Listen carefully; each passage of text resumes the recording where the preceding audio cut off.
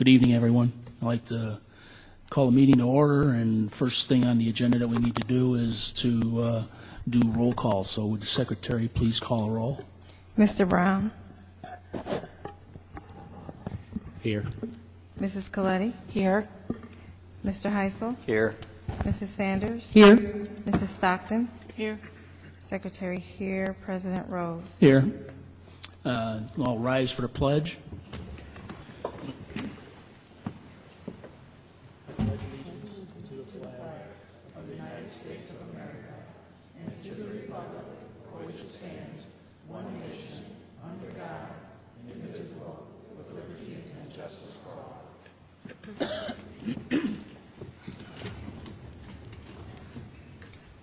Okay, the next item on the agenda is around the district, so Good evening. good evening. My name is Erin Lane, for those of you who don't know me, and I am the principal of Crete Elementary. And I am very proud to be here tonight to talk a little bit about our Guys and Gals Read program. This is our business partnership with Holland and Company in Crete. We're very proud of this program. We're very proud of the work that has taken place in our building this past year.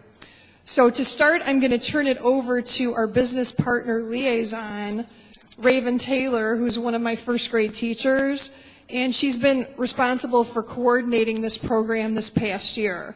I've given her a little bit of guidance. I've been there with many of the meetings that we've had with Holland Company, also providing my input.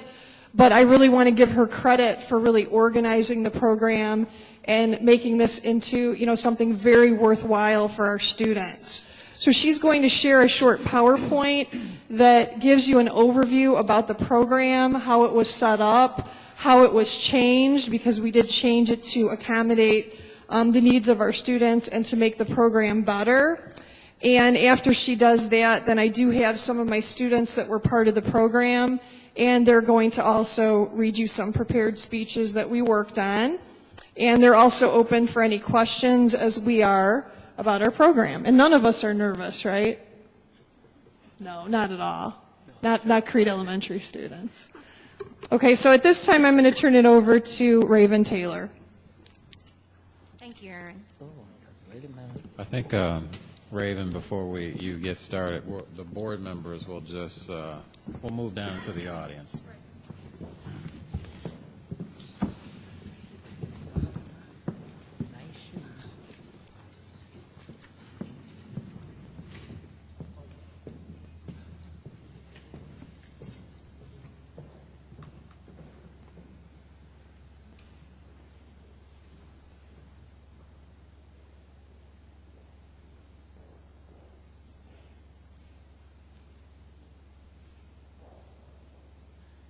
All right, good evening. Thank you, Erin, for that introduction. Crete Elementary has been working with the Guys and Gals Read for the past 2 years. This program was put together by an author. His name is John S. Don't ask me to pronounce the last name. No bit of phonics will help me with that. So, John S., it's a web-based literacy program for boys. Last year, our principal, during the 2010-2011 school year, implemented the Guys Read program for our boys. We wanted to implement this program for reluctant boy readers, grades third through fifth, who could benefit from mentoring and just reading in an informal setting. Our initial goal was to have Holland Company, which is our business partner, to bring in male volunteers, to read with these male students in hopes that they would just be interested in reading, just expose them to different books that they might not find in the classroom, and just have informal conversation with them, something like a book club of sorts. So last year, in comparison to last year, it's kind of changed a little bit. Originally, this program was called Guys Read, and as I stated, we had 38 male reluctant readers per session. They met twice a week for 20 minutes, and the students previewed about 12 different books. They weren't required to read any books. We were hoping it would just something would grab them and they would go and read the books on their own. They could check them out, but they weren't required to read any books. Between this year and last year, we had several female students come to us and say, hey, how can I be a part of this program? And it didn't feel right turning them away, so we moved towards calling it the Guys and Gals Read program this year. And so now we have 61 male and female students, reluctant readers in the first session, and then 40 male and female students in the second session who actually enjoy reading currently and just wanted to be part of the program. Instead of meeting twice a week for 20 minutes, they now meet once a week for 40 minutes for the entire lunch period, as we found that worked better. Students previewed 2 books this time around, the second session, previewed 2 books and read 1 over the course of 6 weeks. Worked a little bit with Gail Bowen still this year and just asked her opinion on the program. While exposing them to books last year was important, and some of them did take away a joy of reading, she wanted to add a little bit, she thought it would be a good idea to add a little bit of an accountability piece to it. Let's not only expose them to the book, but let's actually read it together to make sure that they're taking this book away and reading it. So this time we exposed them to a couple books and required that they read 1 within the session. Our partnership with Holland has been such a success. Last year, they partnered with us to buy 69 books for the program. This year, they bought 67 books, and that's in addition to the $1,000 donation they gave to our school library to replenish our library with new books. Holland has also sponsored a McDonald's luncheon for the first and second session of students, and this is a luncheon they really look forward to. It's simple, you know, Big Mac or, you know, chicken nuggets, but the students, for whatever reason, think the world of it, and they feel important that they're involved in a program like this. Students feel like this program was a little less formal than what they were doing in the classroom. Like I said, it was a book club of sorts. They had mentors that seemed fun. There seemed to be no rules because they didn't come in and give them formal rules, so it really seemed like a laid-back program where they can read a book and discuss it openly with someone who was a good role model. So here's some, the students are surveyed at the end of the program, and we just wanted to pull a couple quotes that we found from the program. Lisa from 3rd grade said that guys and girls read is fun because it helps me to read a lot better. Aaron said, I have to say I had fun with my mentors. And Dylan said that it was a great experience and it helped me to read better. The second session, the session for readers who already enjoyed reading, came to me at the last day and said they weren't able to finish their book during this session and asked could they take their book with them and keep it for an additional week to finish. And this just really spoke to the program and spoke to the success of the program. They could have easily handed in their books. It was the last session, and so we planned to collect the books, but they actually came and asked could they keep their books. And that spoke volumes to me. Today we have actually 5 students here from our program, which our principal, Aaron Lane, is going to introduce. That can give a better testimony than any presentation or myself can give. Okay, and we're going to allow each student does have something prepared that they did right. I don't know if board members want to take their seats back up top, or this is the end of the PowerPoint, but we do have students that are going to speak at this point. Okay, sounds good. And I'll adjust the microphone.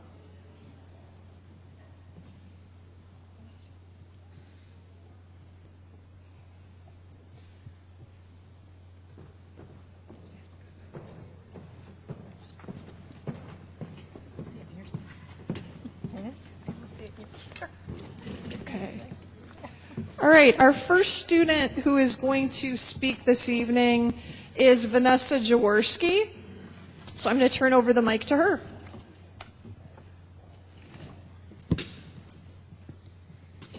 My name is Vanessa Jaworski, and I am a 4th grade student at Crete Elementary in Mrs. Panazzo's class. I like Guys and Gals Read because it helped me with my reading. Reading is one of my favorite things. I liked it so much, I read more. It was nice because we could eat our lunch and read at the same time. The people from Holland Company that read with us were fun. This was the best reading group ever. Thank you, Mrs. Chandler, for organizing this program. Great job.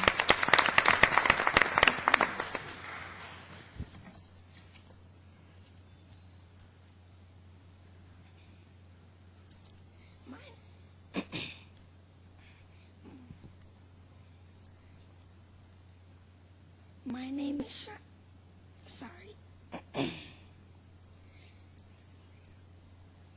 Cheyenne has a little bit of laryngitis, so I'm going to help her out a little bit. This is Cheyenne. She's a 3rd grade student at Crete Elementary, And she liked the Guys and Gals Read program because it helped her to read better and to understand books better. Other people should be in the program because it helps you understand the meaning of a book and how it changes. The book she liked best was Out of My Mind. It was about a girl who couldn't talk, walk, or hear. She liked the book just because she couldn't do those things, the character in the book, that Cheyenne could do. She did not let that get in the way of living her life. Thank you, Cheyenne. Okay, my next student is Demarie McIntosh.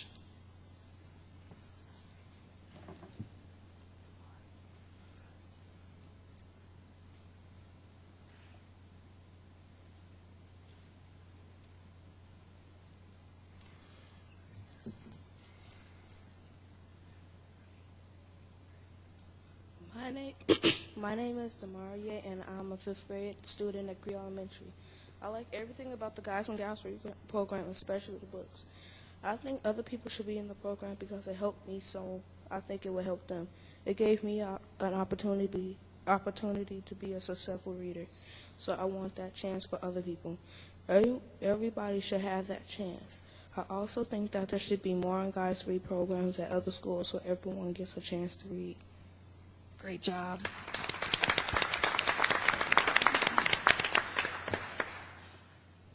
Okay, my next student is Jaron Crittenden.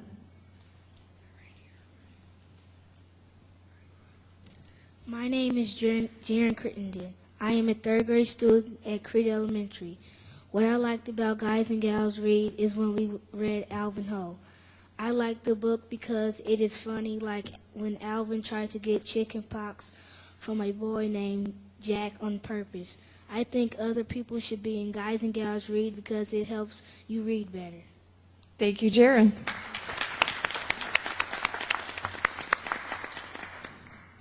Okay, and my final student, Eric Maddox. My name is Eric Maddox. I am a 5th grade student at Crete Elementary. I like the Guys and Girls Reading program because I like the books and the challenges of reading the books. I think others will like the program because we read excellent books, and the people from Holland and Company are nice. They want to help you, and it's fun and encouraging for the kids in the program. Also, the volunteers tell you about the book, and that makes you want to read more. Thank you, Eric. Okay, at this time, we are more than prepared to entertain any questions that the board might have for us regarding the program. I don't have a question, Aaron, but thank you for bringing this awesome presentation to us tonight, and to, I'm going to say all these names right because I wrote it down, Vanessa, Cheyenne, Demarie, and Jaron, is it right? And Eric. And Eric. Demarie. Demarie, see there? I'm sorry. Demarie. I heard each of you say that other students should be a part of this program, and I just want to encourage you. You've done a fabulous job at being a testament to how great the program is. So I want you, I know you're going to the 6th grade center then next year, so talk about it at the 6th grade. Encourage some of your guy friends that reading is great for guys too. And for those of you who will remain at Crete Elementary, to continue being a beacon for the program and encouraging your other students. That's power, okay? Power is in reading. Thank you, guys. Thank you.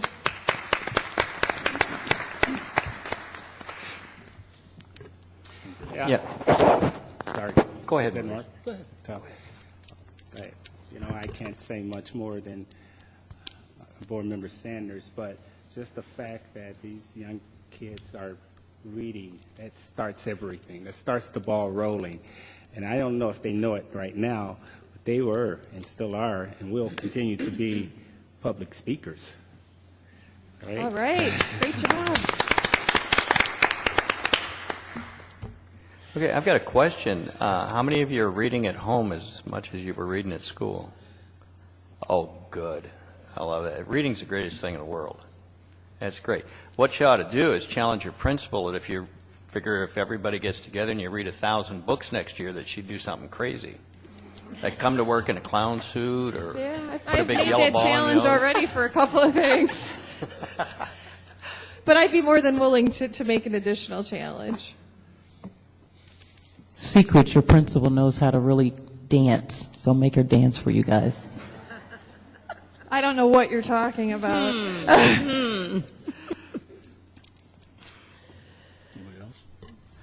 Well, I want to say also, again, I believe the other board members have said a lot, but I just want to congratulate you guys for being a part of the program and staying in the program, as well as the teacher that has been, implementing it. I noticed that there was a category of reluctant readers, and some people might be asking, why would you say that? But I think it's important to identify that some students, do have reluctancy in wanting to read, and that way, when you know who those students are, you can work with them and to get them into being those willing readers. So again, reading is important. You may, be reading at home, and it's not just textbooks, it's not just novels. When you're reading your manuals for how to do your DS games or your Wii games, you're reading the back of those Wii games. Reading is everywhere. You need reading everywhere you go. So I want to commend you guys for being a part of this program, and I want to also encourage you to continue to read and to develop your love of reading.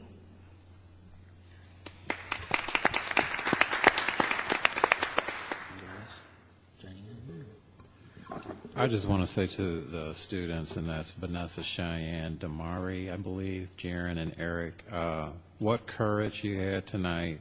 The speeches were very well written and very well delivered. And I'm so proud to know that we have students like you in our district and will truly be the leaders of the future. So very proud of you tonight, and your teacher and your principal. So congratulations. Thank you. Thank you.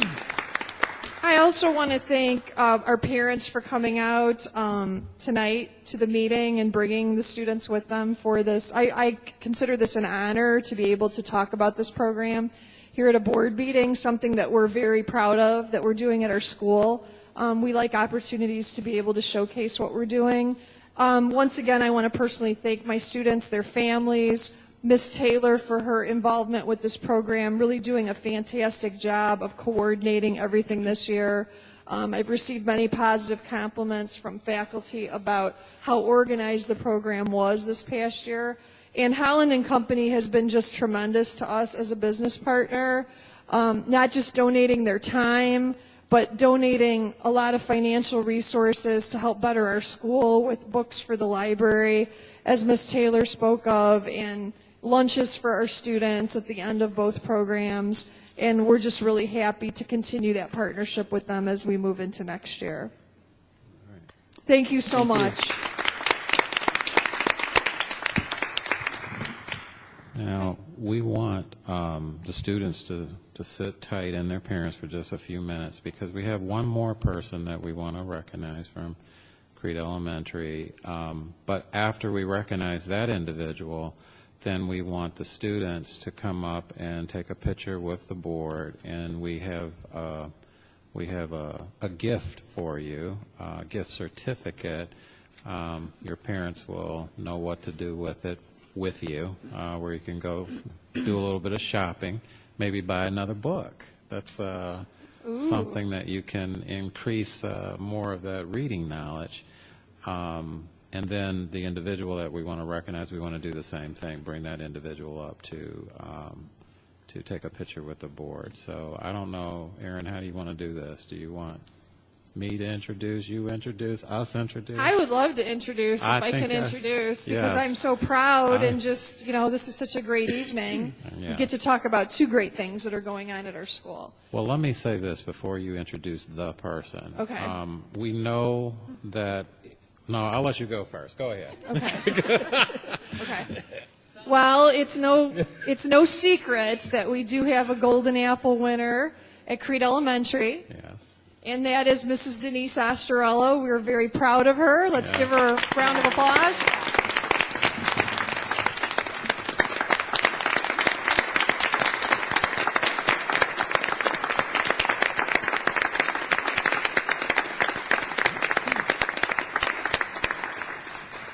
And we went through a very, I would say it was a grueling process to get to this point. Lots of paperwork, lots of observations, but I can't speak enough about the Golden Apple organization and how comfortable they really did make us feel through this entire process. We do have a parent in the district, Mrs. Trina Lashane, that was responsible for nominating, Trina Lashane, I'm sorry, for nominating Denise for the award. We didn't know that until the very end of the process. And we really couldn't even be more excited. I think the day that Golden Apple came out, and Dr. Rogers, you can attest to this as well because you were there, was such an emotional day. And I was very glad that they asked you to kind of present the basket to her because I knew I was going to have a hard time just keeping it together because there were just so many emotions. But we don't, as a building, we truly do not know of anyone who is more deserving of this recognition.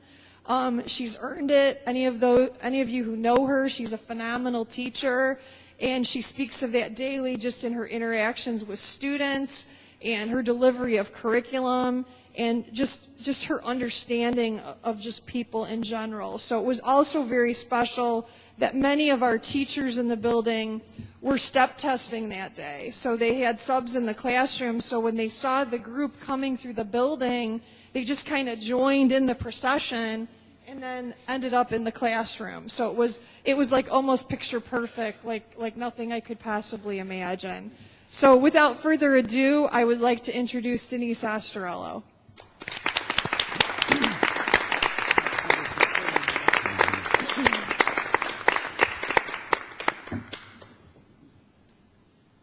Denise, well, we would like for you to, if you would like, is there anything that you would like to say? All right.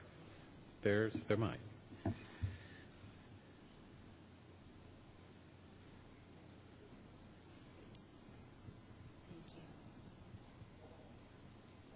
I truly appreciate being invited this evening, and the appreciation that I have regarding this award is on so many levels. First of all, to be recognized for something that I truly enjoy doing is kind of mind-boggling.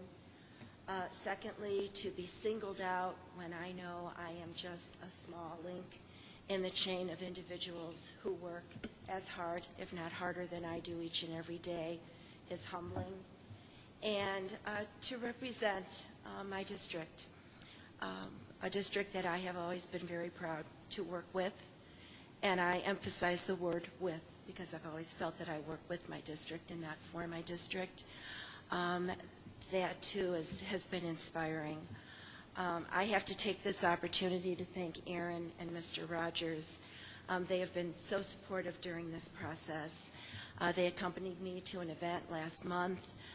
They were instrumental in orchestrating the surprise visit. And Mr. Rogers, John, I think you cried as hard as I did. You're not supposed to say that. But that says something about who you are as a person. And I can't begin to say the support that I've gotten from school and community. I've been inundated with emails and cards and well wishes, and not just from colleagues in my building, but from colleagues throughout the district. The community has rallied around me. It's something about driving home and seeing your name mounted in front of the local bank and the local florist. I think the only higher aspiration possibly is Cone Cottage. But I truly am very heartfelt with this entire process. I'm very appreciative. I did have the honor last Wednesday of being inducted with my 9 other fellows at Northwestern University, and I met the other 9 people that I will be working with next year, and it is definitely an impressive group, one of which I think I'm the grandma of the group, but a very, very impressive group. So I look forward to representing my district. I thank all of you for your support, and I just, I hope I live up to the responsibility of it all. Thank you.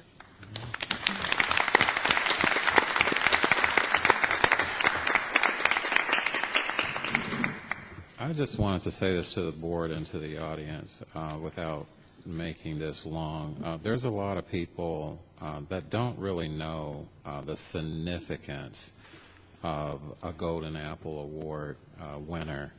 What that means, I was telling the board in a correspondence. It's similar. The analogy would be an actor in today's profession winning an Oscar, a nationwide type award or recognition for their peers and for the public. Golden Apple started in 1985 through a couple that are philanthropists, pretty well off, by the name of Martin and Patricia Koldyke, which we met at the Saturday event. We were invited to a luncheon with the whole Apple Foundation board and board of directors and the CEO, president, and so on. It's truly, as Denise said, a first-class, second-to-none organization, and the way that they treat people is just sort of outstanding. They had this vision in the 80s. This was in the context of when Chicago in the 80s was in the front pages of the Sun-Times and the Tribune as being marked as one of the worst schools in the nation. I forgot who the director of education was for the I forgot his name, but he wrote a book even.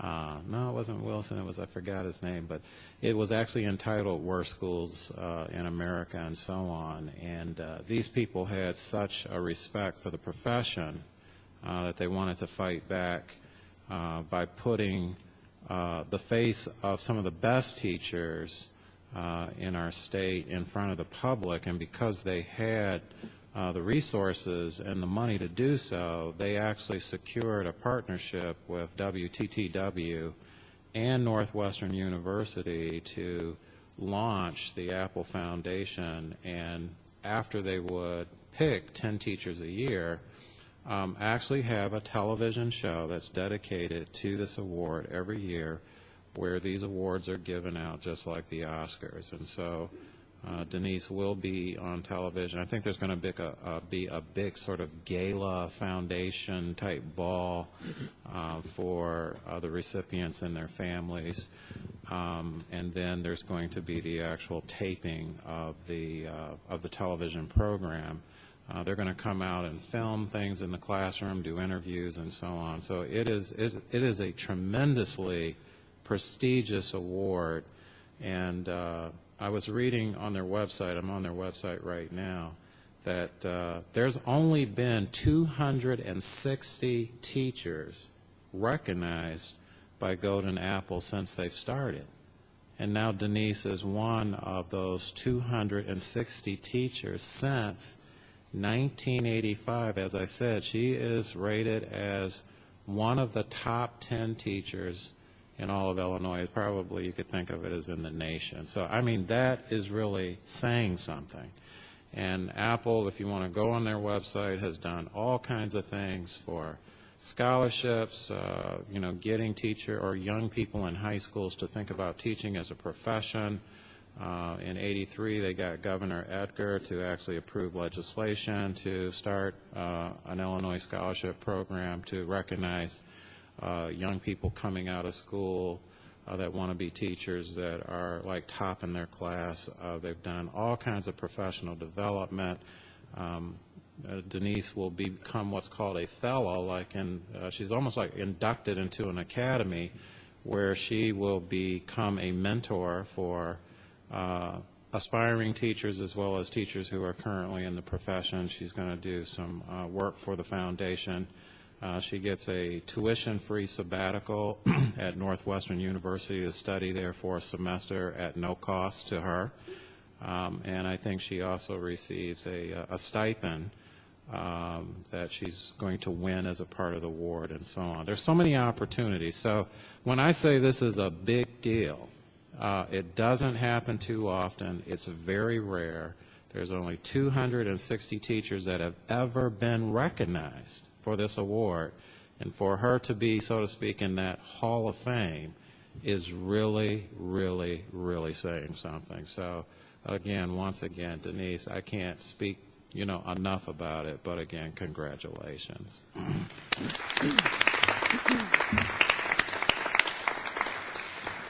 I'd just like to make a comment from at least my position on the board of being the president over here. I'm truly honored and proud that you were chosen for this award. It's something that we as a board have talked about for years and years and years of trying to do good things with the students that we have, and being recognized is the ultimate, good thing that happens to you. I'm very happy for you. I'm glad from the board's perspective that we have one of the best teachers in the state of Illinois in our midst, and I'm truly honored to be in your presence. Thank you very much. Anybody else? Denise, I spoke to you the other night, and I don't think I can say any more. You know how I feel without having a box of Kleenex right here, so congratulations. Go ahead. Congratulations again. I want to just say, interestingly enough, I've submitted, this is partly, I don't know what to say on my part, I've submitted petitions for several teachers over the years for this very award. And I am so thankful, even though through the years, because I would always say, how could they not pick one of our teachers? And to have you to win this award is just absolutely phenomenal. But I just want to sincerely thank you as a mom for your impartation to our students, to the kids, and how humble you are. Everybody, you're a big shot, period. And I just thank you so much for being humble and for your dedication and your commitment in this process, and that we shine because you shine. Thank you for allowing us to shine.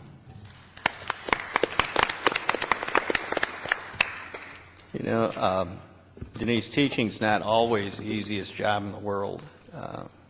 People tell me sometimes you hate to get out of bed in the morning. And good teachers aren't made. You're born. And nothing can take that away from you. And then to add on top of that dedication and the love of your students, that's really the key. It's everything. And I can just tell you that personally, and I know as a board, we are so proud of you. We just think it's absolutely wonderful. Congratulations.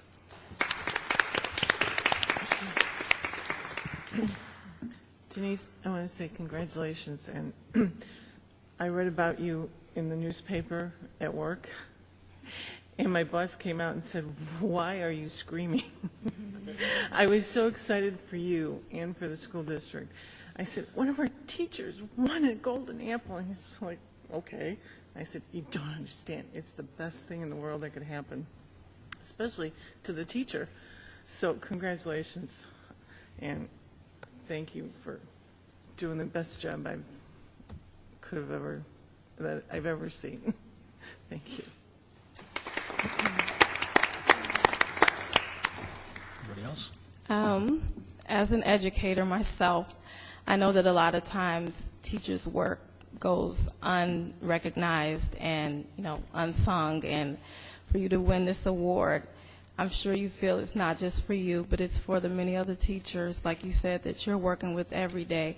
But I want to commend you, because it's something when you're doing something in the classroom that reaches outside of the walls of the classroom, and even to touch the heart of a parent. And we know as parents, we can be really picky. So for a parent to say, you know what, this teacher is doing something awesome, and I'm going to do whatever I need to do to make sure that she's recognized, that speaks volumes.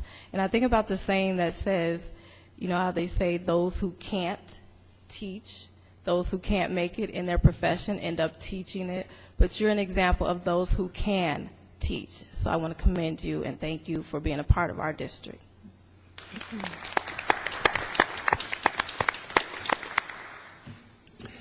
Well, Denise, again, congratulations. You are the epitome of what a teacher should be about. to cause our kids to learn. No excuses. You find ways to make that happen. Continue doing what you're doing. And if you're looking for a position after you retire and you want your name to be all over the district like it is now, run for the school board.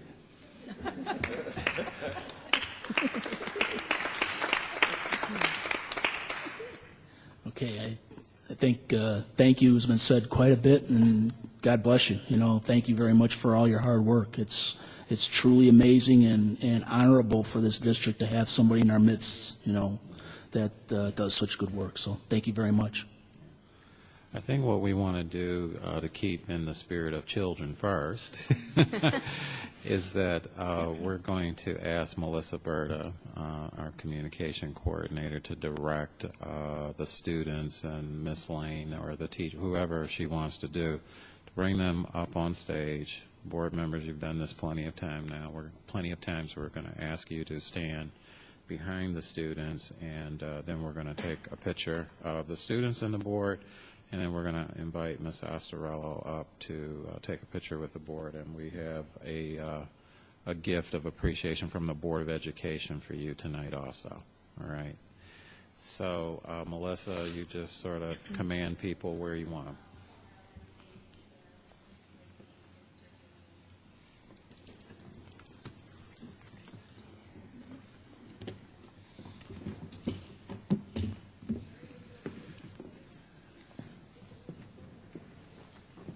Yeah, right.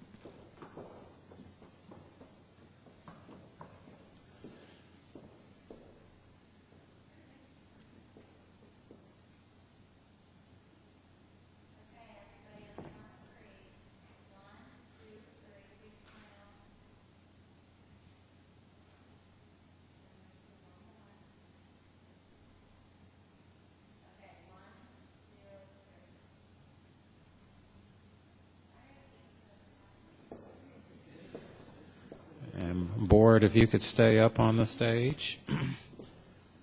And Denise, if you could come.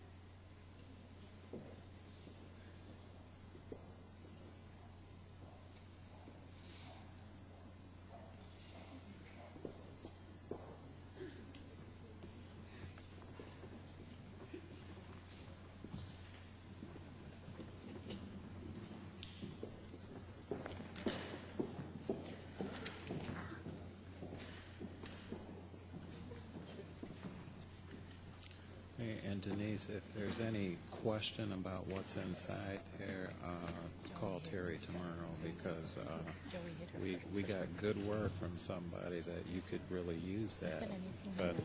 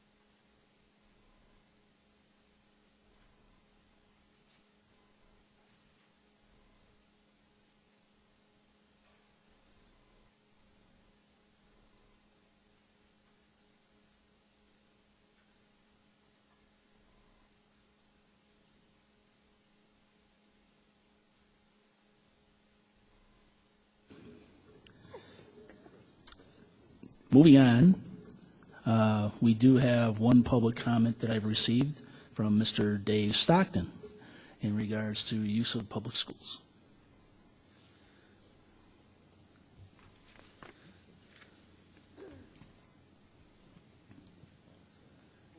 What is the policy or procedure for the use of public schools for someone to use it? I mean, I know there's paperwork involved, but who makes final decision if something's going to be held at the school? Go ahead. Okay. Usually, it's three people involved in the decision-making process. It's Daniel Baum, who's head over facilities, George Elrod, who's head of student affairs, securities, and deals with a lot of the legal issues, and then finally me. Most of the time, though, it's embedded in the rental policy itself. There is a written rental policy that clearly states the use of our facilities, which is pretty much can be used by almost any community group that's within the community. And depending on the day of the week, the hours, there are issues, if you're maybe alluding to maybe groups that might have a political agenda of such. We do not, under any circumstance, allow our facilities to be used for free for political purposes. They would have to rent it like anybody else, and as long as they pay, and we also reserve the right to make a judgment or an assessment as to will it be safe to hold the meeting. If we feel that it's going to cause a disturbance to such a point that it will either endanger our facilities, our students, our staff, or people in the community, we do have a right to deny it. But it's pretty much embedded in the policy itself. Now, another thing, just in case, because we've had this question before, if you want to go to the extreme, like when you say, someone might say, really, anybody? So what about a hate group that might come in? Well, hate groups are against the law. So if you have a group that's espousing hatred, violence, things of that nature, we have the right to deny that also. But again, for causes sometimes that may be in the community and so on, we don't really, we can't take sides. We can't take a position. So we do allow people to rent it if they're willing to rent it. But we don't give it out for free. So if someone wants to do a political forum, campaign forum, and so on, they would have to rent it like everybody else. Now, well, my main concern was today when I opened up the Southtown, and Phil Cadner had an article in there pertaining to I don't know if you want to call it a political rally, a political information. Apparently, Jesse Jackson Jr. Was going to rent the 6th grade center, or have a forum at the 6th grade center pertaining to the detention center. Apparently, there was going to be some representatives from ICE out here, and it was supposed to just be a community forum. And then I had received an email about 7 or 8 o'clock this morning. I forwarded it to you. I don't know if you received it or not, pertaining that there was going to be numerous buses of NATO people that were against ICE that were going to board at one of the rally points downtown and head out here to join on with the demonstration about the detention camps. That's the reason why I forwarded it to you. And when I pulled up tonight, I saw that there was a ton of security out here, police and everything. But I received another email from my contact through Homeland Security that they had changed their mind, that they weren't going to come out here, that they were going to go to ISIS headquarters on Washington Street. So now that once again, I mean, we come out here tonight, and I mean, everybody that came out here got stopped by the Army of Police, which is great, but as a taxpayer, who's end up paying now for this? I mean, is the school district going to have to pay for all the police report or police support. I mean, there's probably 20 county squad cars, plus probably every guy that's working in Crete was out here tonight, which is good, which is great, because, you know, by working this weekend the NATO stuff, I don't need that kind of damage down here on these beautiful schools that we have in the district. So that's just my main concern. I mean, I'm glad they decided to cancel it, but I mean, just as a comment, I think that I mean, I don't know if you guys do anything with updating policies with your rental, but I know you can't go play one hand or the other, but, you know, just to make sure that if a group like this comes out, whether it's a U.S. representative, whether it's the governor, whether it's, you know, the president of the United States, who is to make sure that they are stuck paying the price for all these police officers and stuff instead of the taxpayers, or better yet, the school district. Yeah. Well, I could answer, but I'm going to get it over to George Elrod, who can definitely answer. Mr. Stockton, first and foremost, I don't want to belabor the point of the intel and that sort of thing. However, on Saturday morning, because of a long-standing relationship and the reciprocal reporting agreements we have with not just Crete, but Monee, Park Forest, as well as University Park, I was on the telephone early Saturday morning with Detective Hill from the Crete PD. The entire effort, to put it in a nutshell, was a collaborative. They were concerned because they had received intel that from a deep source in the Homeland Security out of Chicago, that this was the intent of a faction of one of the groups connected to the protesting relative to NATO. However, being proactive, we hatched a plan over the phone that morning as it relates to securing our assets. The cost, there was never a cost mentioned because we needed to make sure as a community. So Will County, the other assets that you saw out there were all on board, and we worked to make sure that our parameters were protected by putting no trespass signs up, so that in the event that people would come in a show of force, automatically their first note of warning is there is a public notice that you should not trespass on this land, which would then give the authorities that are stationed out there the right to arrest them, as you all know. As it relates to any cost, there was never any cost established in terms of the school district and or the county and or the city. If I had to guess, it would be a shared burden on law enforcement, because they too had a greater stake in the entire process. We have a great stake in it, but obviously their job is to maintain the peace. Yeah. So therefore, I don't see, and nor was I told, nor do I expect there to be any cost incurred toward the school district. We did what we needed to do proactively.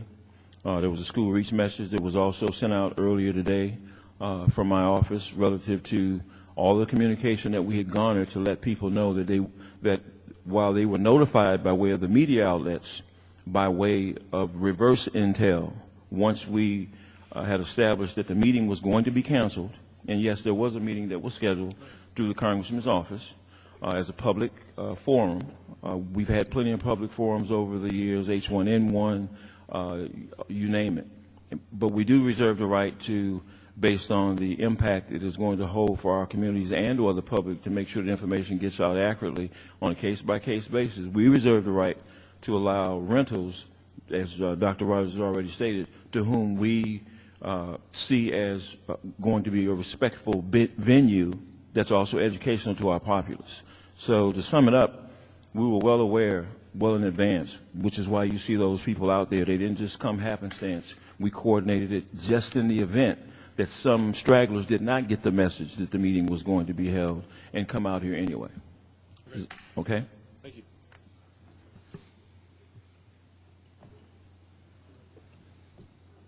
Okay.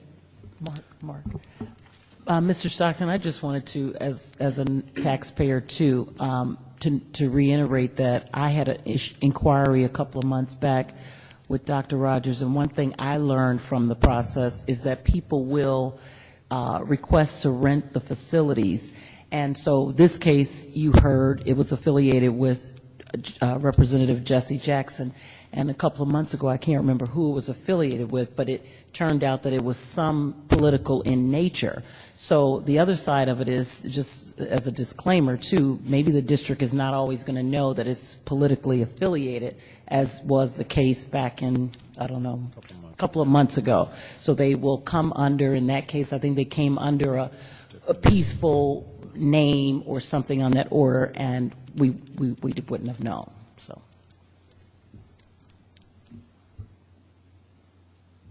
Okay. I haven't received any more public comment forms, so we'll move on to the next item on the agenda. There is a need, I've been told, for a closed session to discuss personnel. So I need a motion to go into closed. Moved by Second. Mr. Heisel. Second? Second by Mrs. Coletti. The Secretary, please call a roll. Mrs. Coletti? Aye.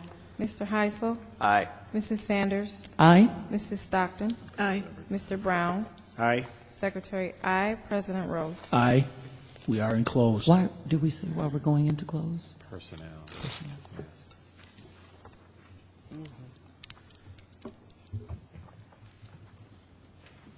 Yeah, and we're going to ask everybody, meaning central office staff, to be in closed session with us.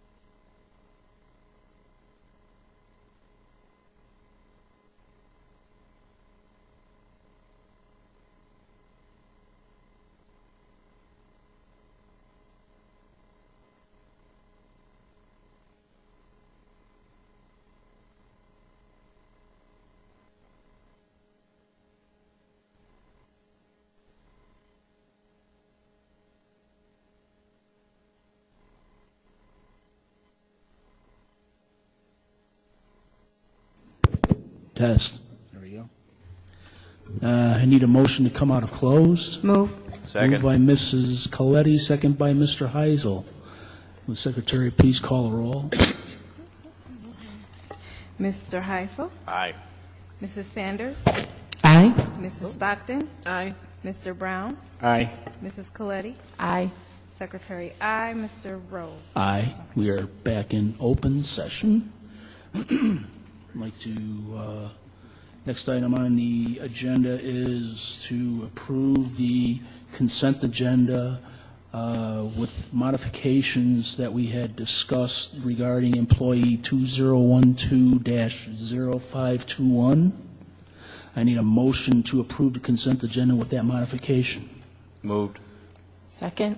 Moved by Mr. Heisel, second by Mrs. Coletti. Any open discussion? About the consent agenda? Yes.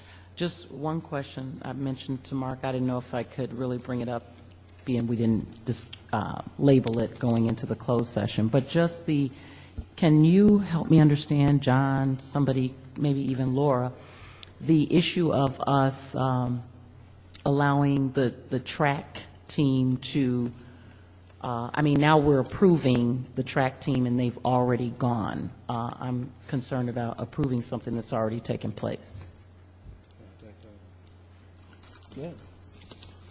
Yes, one other board member emailed me and wanted us to explain that tonight.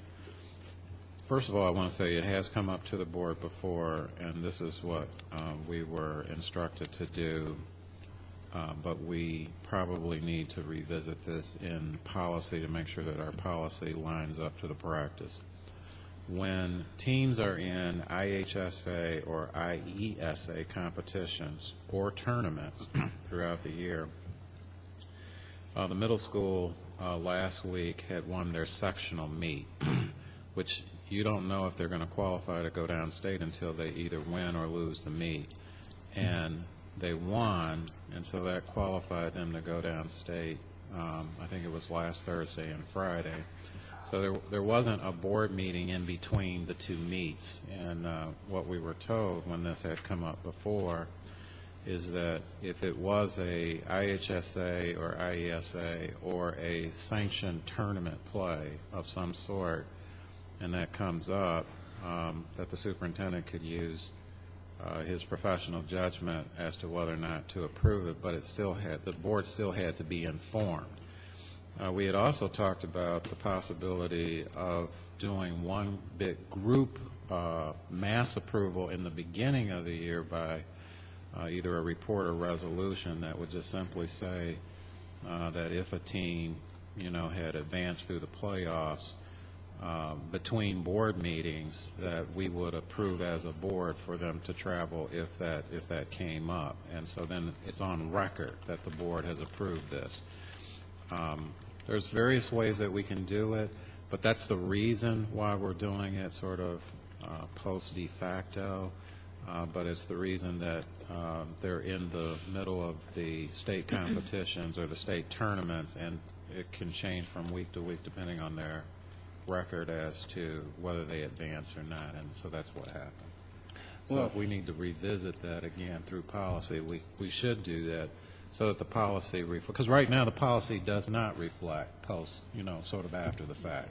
But we know it can happen. There's a possibility of it happening, and so we just need to figure out in committee how to address this.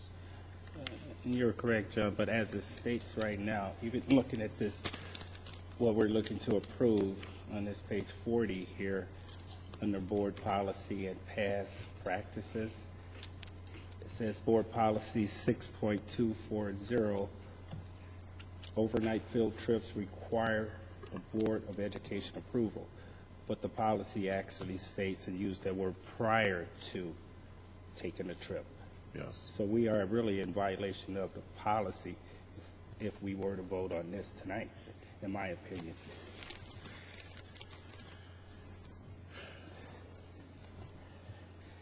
It just doesn't make it right. We have a policy out there for a reason, and well, and I'm not saying this facetiously, it's the board's pleasure to take it off the agenda and that we don't approve it, but then, yeah, they've gone already. I understand you said they lost. Yes. And so we can just say that duly noted. You are aware that they went. You could technically say that they went without board approval, but I don't want it to go on record that they went without some, I don't even know what the word is, some sort of direction from the board that has been given to us in the past, because I definitely remember this conversation happening. It might have been a year or two ago.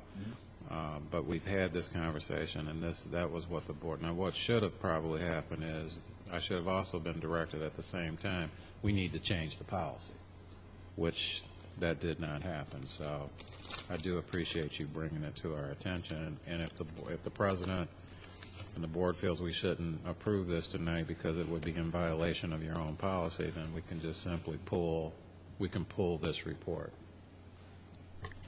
I think there needs to be a discussion on what to do in these cases.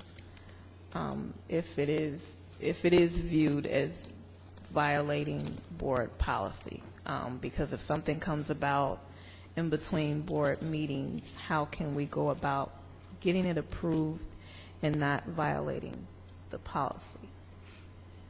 And to be honest with you, John, as a parent, my child was a track runner for the trip, and that's really how I got wind of it. And again, the statement was, you guys have already been approved. It's this statement of it's something that's been done, and it wasn't. And again, I would probably say that I'd be holding somebody accountable if something happened and you guys hadn't physically, and I hear you saying, again, no disrespect, that there is somehow maybe a verbal conversation, but we, again, need to be somehow guided. I'll just say, President Rose, guided at least by the policy. Let me finish. And then that we have intact. And if we can't go by previous conversations because that's subject to somebody's discretion of what that means and your memory, as you just stated. So, President Rose, at least for me, I would preface not to vote on something that's already taken place. And I didn't necessarily, I'm sure maybe collectively, I can't imagine we wouldn't have approved it. But when you speak for the record, it was not in advance. And that's an accurate record. Yes, that's true. Because I believe we have voted on things even if they haven't taken place, but just ahead of time, just in case. I think there's some things that we've done that on. And I think, honestly, when we take this to policy, I think that's the best way to address this, is the policy should say that maybe before the season even starts, there ought to be a board approval for the tournament season or the IHSA or IESA tournaments that, if you want to direct the superintendent, at least inform us through the FYI that you made the decision because it's between board meetings. But the reason, and I do agree with Kim on this issue, I think this is extremely important that the board knows and does approve in some way, because how this is really sort of resonates with me is, I'll never forget, a few years ago, it was in the newspaper of a team that had gone out of state on a tournament and got into a serious bus accident. Thank God no one got killed, but there were some people who got hurt, and the Board of Education knew nothing about the trip. Nothing. And so you can imagine how that rippled through the community. So I do think it is important, especially when you're going, overnight and on trips like that, the board absolutely needs to know, if not at least give some sort of pre-approval, by sort of that mass approval process. Right. So I do agree with you. So we should modify the motion then in order to pull the approval of the track competition? Personally, I would say pull it. Yeah, because you're asking, what to do when we pull it. Okay. So I need to have a modification of the motion for the consent agenda to include the discussions in regards to employee 2012-0521, along with pulling the approval of the track and field competition for the Crete Middle School based on it already prior happened. So I need a motion to do that. So move. Second. I was used to you guys. I didn't even know who did it. He so moved, I second. Okay.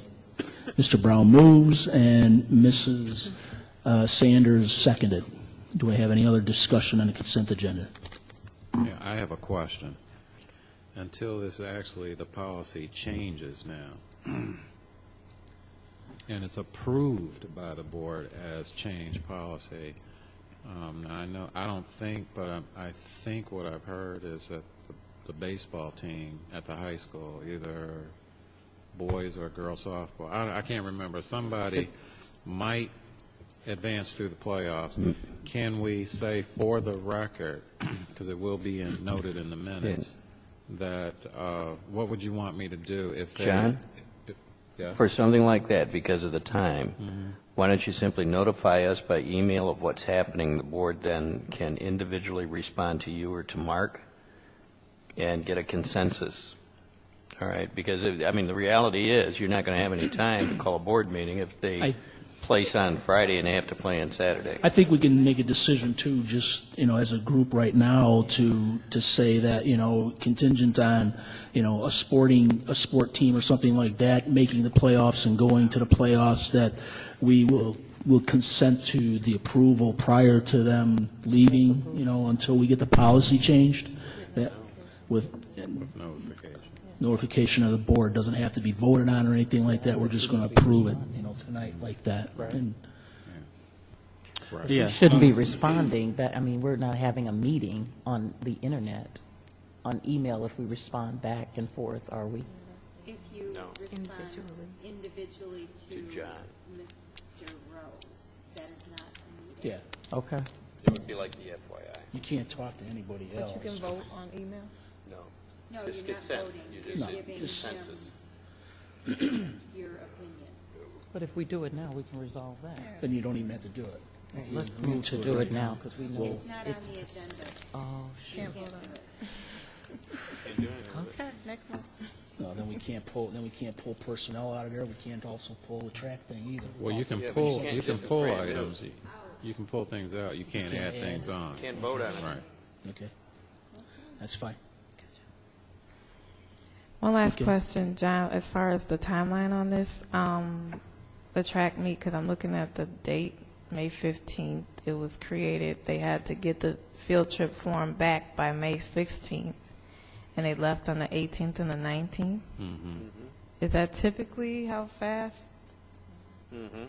that has to be done? They don't know prior to that they made it downstate, so they're going? Well, let's take, just let me give you, for instance, that's very, very real. Last year, boys basketball, when they went as far as the super sectionals, if they had won that last game in Normal, Illinois, they would have been downstate the following Friday, which would have been 7 days from Friday to Friday.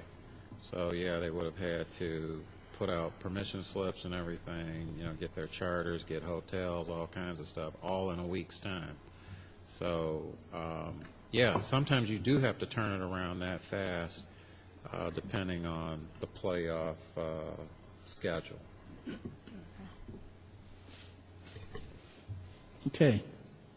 We've got a motion presented on the floor here, so for approval of the consent agenda, Secretary, please call the roll.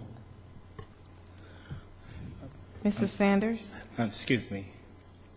Could you repeat, Mark? I'm sorry. The motion that's on the floor right now is with the modification for the employee 2012-0521 to be withdrawn, along with the Crete Monee Middle School track and field competition approval is withdrawn. Thank you, sir. Yeah, I think you need to make that Mrs. Sanders? Okay, before, I just want to make clarification here. This motion that is being presented, is this specifically for the one item that are we voting on the one item that we're requesting be removed? No, this is just approving the consent agenda without Out. those two. Okay, that's what I wanted to clarify. And so I say aye. Okay. Mrs. Stockton? Aye. Mr. Brown? Aye. Mrs. Coletti? Aye. Mr. Heisel? Aye. Secretary, aye. President Rose? Aye. Consent agenda with the modifications is approved. The next item we have is to present the personnel report regarding employee 2012-0521. The recommendation is to approve the dismissal of the employee. The motion on the floor would be to approve the dismissal of this employee 2012-0521. Moved. Moved by Mr. Heisel, Second. second by Mrs. Stockton. Any other discussions? If not, then will the Secretary please call a roll? Mrs. Stockton? Aye. Mr. Brown? Aye. Mrs. Coletti? Aye. Mr. Heisel? Aye. Mrs. Sanders? Aye. Secretary, nay. President Rose? Aye. The approval for the consent agenda regarding the employee 2012-0521 is approved. The next thing that we have on the agenda is a request to move item 8B4 into the next slot, which would be 8A1. Do I need a motion to do that? What we have in there at location 8B4, Early Learning Center Autism Proposal, will now be moved into 8A1 position, and everything else will just be cycled down. Moved.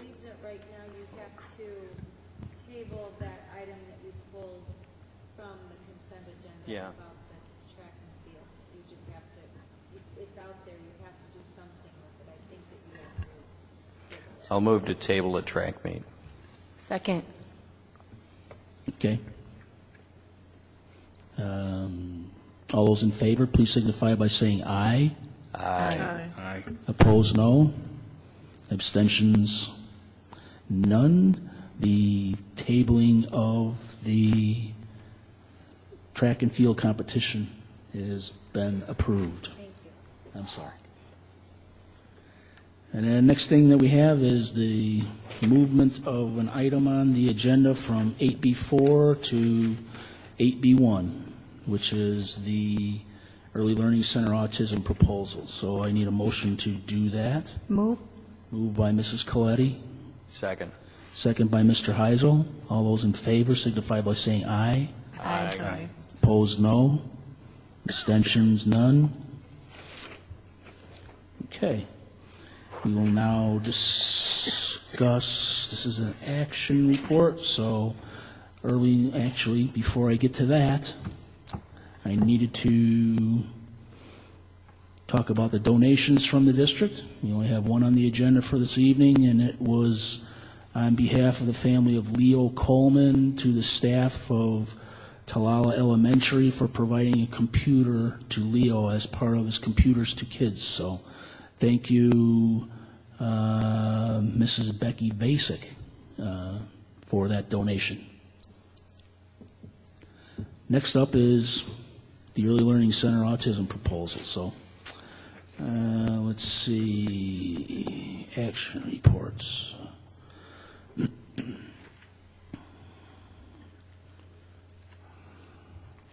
Just have to find this here.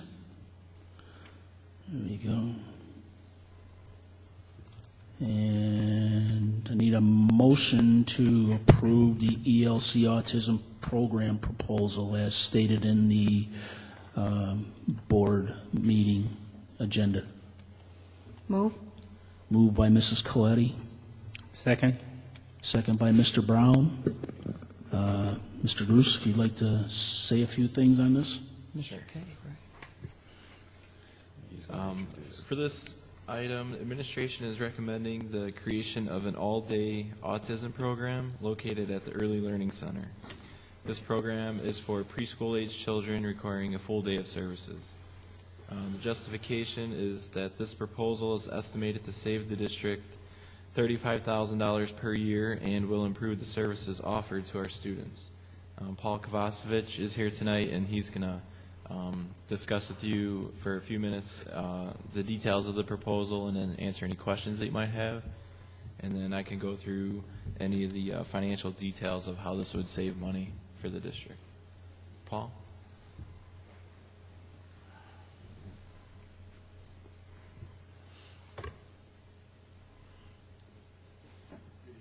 Good evening.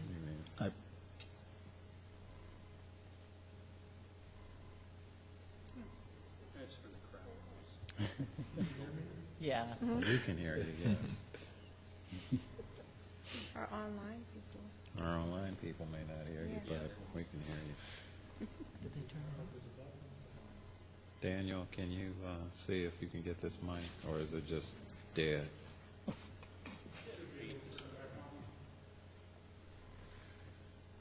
Testing, testing. Sing, Paul, sing. There you go. Okay. Good evening. Several years ago, because of the higher incidence of autistic students that we were getting into our early learning program, we developed, with the support and direction of Leanne Diedick, the teacher of the classroom, and Sue Klein, our speech pathologist, an autism classroom for our morning class, where we redesigned the classroom layout. We have a different curriculum, or separate curriculum, than the rest of the program, special ed and preschool, that really focuses on the information that's presented in your packet. I'm assuming you have this information, the proposal, so I'm not going to read that, but it really has created a wonderful morning program. But one of the things that has occurred is certainly the research has been clear that students in as early as possible need as much time as possible to be served in the 2.5 hours, minus any transitions. Just wasn't as effective as if we would have had a full day program. And several students over the last few years have been sent out of district to full day programs at district expense, minus the reimbursement for special ed funds, and Bob has put that in his report very well. And so, to predict who will ask for an out-of-district placement, which placements the district will approve. This year we did have a child leave early in the year to go to an all-day program in Frankfurt. Just last week, we have a report for a student who's coming into the program next year, is turning 3 this summer, who from the evaluation from Children's Memorial Hospital recommended a 5-hour autism program, citing the recommendation in the research from the American Association of Pediatricians. So not that the district has to abide by private recommendation, but certainly it's a recommendation coming in for a child. So there's always that possibility, and an increased likelihood as the incidence of autism increases, the parents will ask for that option. The district has provided it for early childhood. And we were able to come up with a proposal that allows the students to be there for 5 hours. Instead of leaving at 11, stay until 1:30 with a lunch, and really provide a more intensive first half of the day programming, of course the lunch, and then allow them, which any other private facility does not have the ability to do, inclusion activities, because we do have the standard pre-K at risk in our program. So they're able actually to be involved with other activities, and we would do that in the afternoon, the second half of the day, with as appropriate, with students who, in fact, are standard ed students and who may be older and have higher level skills. And so looking at the need for that program, knowing that those students could come in the morning bus, leave at 1:30, that would require a separate bus, and Bob put together the ramifications for that.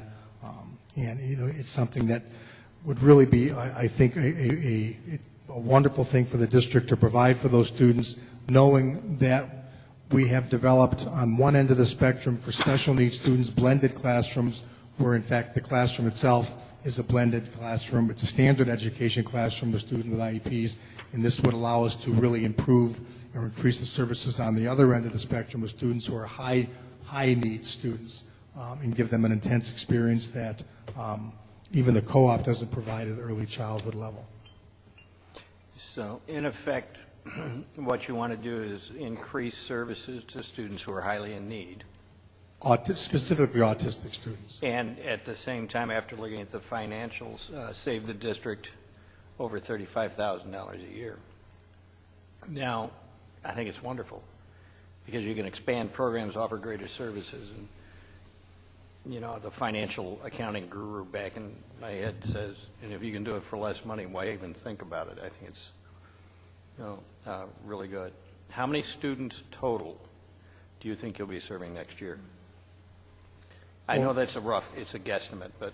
It is, because we do have students that are turning 3. We have 4 students that are staying in our program in the early childhood, preschool age, right now that are in that morning classroom. We have the 1 student that we know for sure that's turning 3 this summer that has been recommended for an all full-day autism classroom. So that's 5. The classroom would probably never be more than 7 students, you know, depending on the classroom, you know, who comes into the program, and that's always individual as students are either given an evaluation as they come in the beginning of the year, transfer in, or certainly we have students throughout the course of the year through early intervention. When they turn 3, whenever that happens, they enter the program. But we will have this option for those students. And Paul, what would be the cap for that class? Probably 7 students, 6 or 7, because we not only would have the aides in the classroom, but more intensive work in the classroom with the speech path comes in at a higher rate.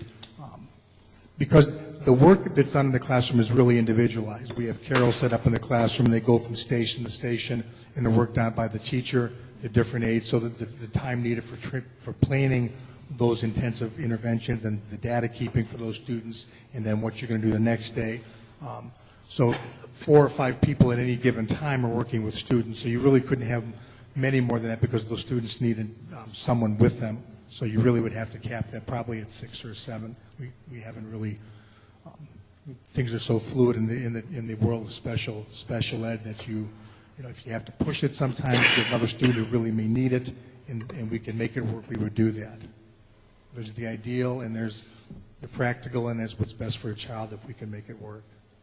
And then how will we determine that, you know, which students are going in there? Is it how they're scoring on? Do we use the dial? What do we use? No, for students who are in the autistic program, certainly for the most part, they would need to be diagnosed autistic through a private evaluation. We certainly have the ability through the special ed classification to classify student autistic, and we typically would do that, but typically we do that with an actual diagnosis through, for example, for this child who's coming from Children's Memorial, if the child is diagnosed as autistic, and then, in fact, when they come in and we do our original evaluation, that will be the classification. For other students, developmental delay would be the classification, but it's the programming and the needs of the child that make the difference, not the classification. So if the child, for example, is not classified as autistic, it wouldn't mean they wouldn't be appropriate for the classroom. I'm not sure if that answers your question, but it's really clear. There are students that are on the spectrum and students that are severely autistic, and that's what this classroom would be for. So the severely autistic and those who are showing signs, I'm not understanding fully. It would be for who? The student would clearly be, if there were an evaluation, typically the student would fall on the, because it's an autism spectrum, they would fall on this side of the spectrum, whether it's our classification or whether it's a private evaluation. But just by practice, I mean, it's not something that's set in policy, but just by practice, when a child comes in, developmental delay certainly covers all those areas because that classification covers a wide range of areas, cognitive, motor, physical, social, emotional, that would certainly be appropriate. But if, in fact, there is an outside evaluation that says autism, then that'll be our classification because that is also a special ed classification. Okay. Thank you. Any other comments? Not, we have a motion on the table, I believe, to approve this program. Cost savings of about 35 grand a year. So, would the secretary please call a roll? Mr. Brown? Aye. Mrs. Coletti? Aye. Mr. Heisel? Aye. Mrs. Sanders? Aye. Mrs. Stockton? Aye. Secretary, aye. President Rose? Aye. The approval for the autism proposal is approved. The next item we have on the agenda Thank you, Paul. is Thank you. the annual LUDA membership, which is a typical yearly membership that we pay for large unit district associations. So, I don't know, John, Dr. Rogers, do you want to make a couple comments on this, or hold on, we'll just... Well, we belong to LUDA because we're a unit district, and they're probably, along with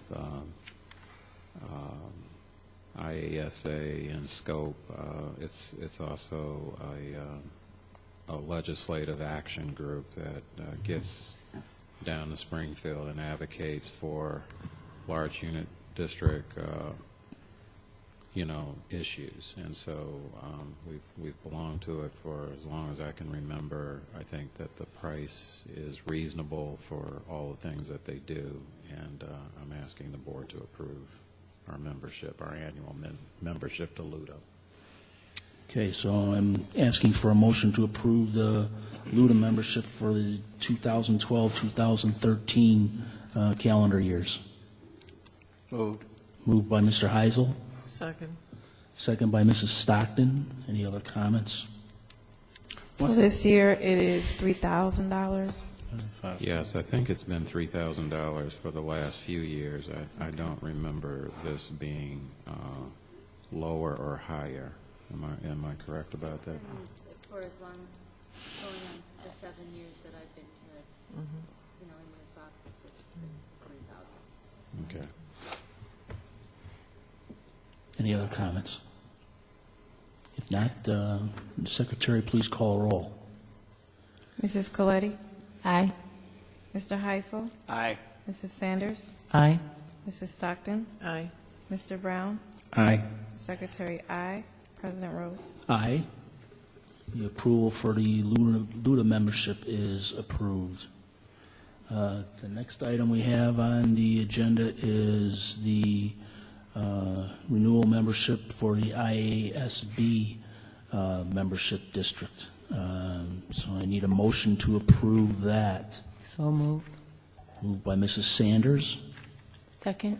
second by Mrs. Coletti. Any questions or comments? This is actually prepared by Dr. Rogers again, so.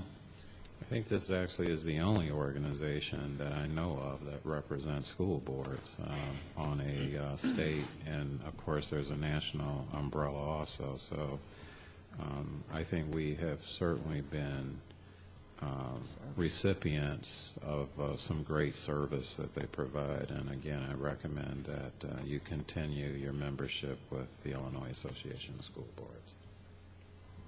Okay. Any other comments? What's the cost on that?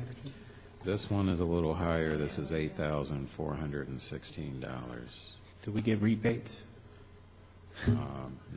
We get any money back at the end of the year as a There's portion? actually, I think, a calculation where we've been afforded a rebate, I think, based on how they calculate our fee. Am I correct in saying that, Bob? Well, it says right here, it's based on a formula for based on two variables: student enrollment and district operating expenditures determine the dues amount. So if you need to know exactly the math behind it, we can find that out and send it to you, but that's how it's calculated. So depending on your enrollment each year, it could vary, and depending on your district expenditures each year, which can vary, the fee could go up or down. But right now it's at $8,416. But ultimately, whatever the price is, it's inclusive of these, our ability to have workshops. I don't know, is that included in the fee? We get the press packet, is that a part of the package?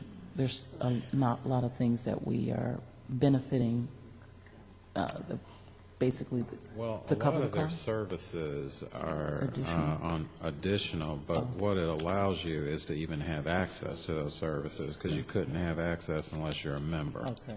So,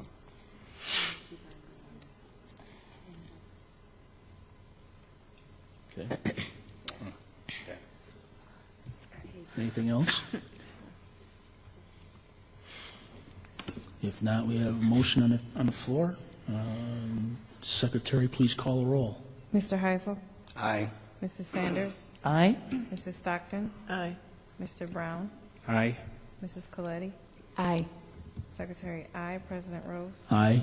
The approval for the IASB membership for 2012-2013 is approved. The next item we have is the mass notification system.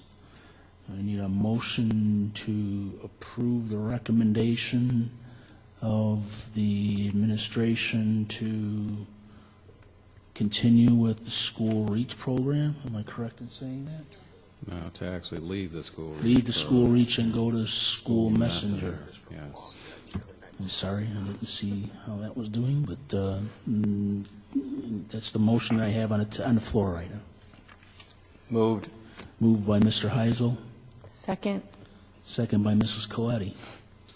We brought this to the attention of the Finance Committee, and we also put it in the board FYI.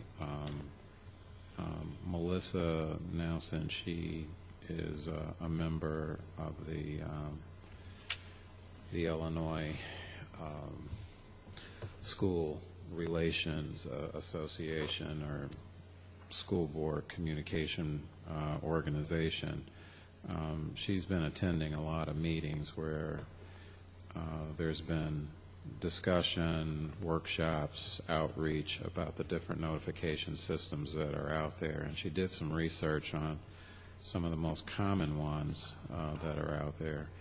And what we found out is that school reach is extremely high compared to others that provide just as many services, if not more. And so even though School Messenger is not the lowest, it's $500, I think, and $21 more than the lowest one that we found. We did highlight, it's very faint on this computer, but we highlighted, I believe the color is pink or yellow, the services that the other one does not give you. And so we think that School Messenger for $521 more is well worth the features of being able to conduct surveys over the phone through randomized questions, voice response to attendance. It can actually make attendance calls and let the parent know that your child is not at school, and then record the parent confirming that they got the message. So if they claim that, you never called me, if they do choose to respond, we can have that captured through the telephone call. The biggest one, the absolute biggest one that almost none of them had, is this customization of notification preferences through Family Access. You could go into Family Access and basically customize, if it's a school closing, I only want to be notified by email or by a certain phone number. It could be your cell number, it could be your home number, it could be your work number, or you could say, I'd never want my work number to be called ever unless it's under these conditions. And so the parent gets a chance to make all those customizations on their own through Family Access, and there's no vendor right now that has that feature to the level that School Messenger has it. Opting in for text messaging rather than it being a process where we have to ask whether or not you can just say, I opt in, because the reason why now it's a law that you have to opt in. You can't make people receive text messages because they could be having to pay for it on their phone bill, so they can opt in for it.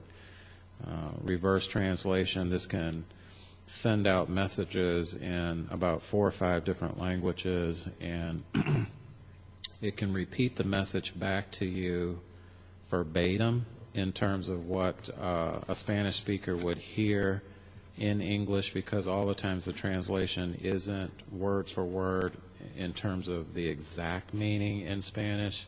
So reverse translation gives you an idea of what a Spanish speaker or a Chinese speaker, or they have 4 or 5, I think they even have Arabic, but they have a few different languages, and you can, it will translate it word for word as how it will be interpreted by a Spanish speaker and so on. So anyway, there's enough features that it has that we think that it's still worth the extra $521, and we think that it's still the best vendor for the price, and so we are asking the board to approve us moving away from School Reach, going to School Messenger, and if you approve this, we are going to start making, we'll keep School Reach till the end of the school year, which is only another week, and then after that we're going to start making the communication and the transition to the new vendor, and then start informing our parents through the summer, and mainly at registration will be the big infusion of the turnover, as far as if there's anything different in terms of how you can customize this. All of that will be given out both at registration, at curriculum nights, open houses, and so on. We'll have to make a very, very big push no matter what vendor we go to if we change vendors, because the vendor will have a few new nuances.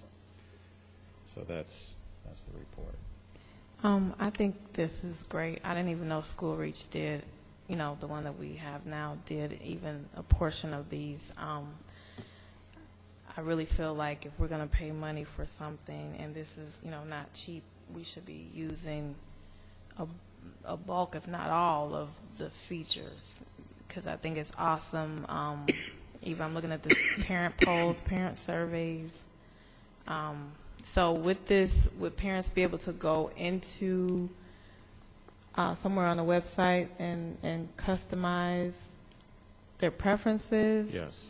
So parents would have a school messenger account? Yes.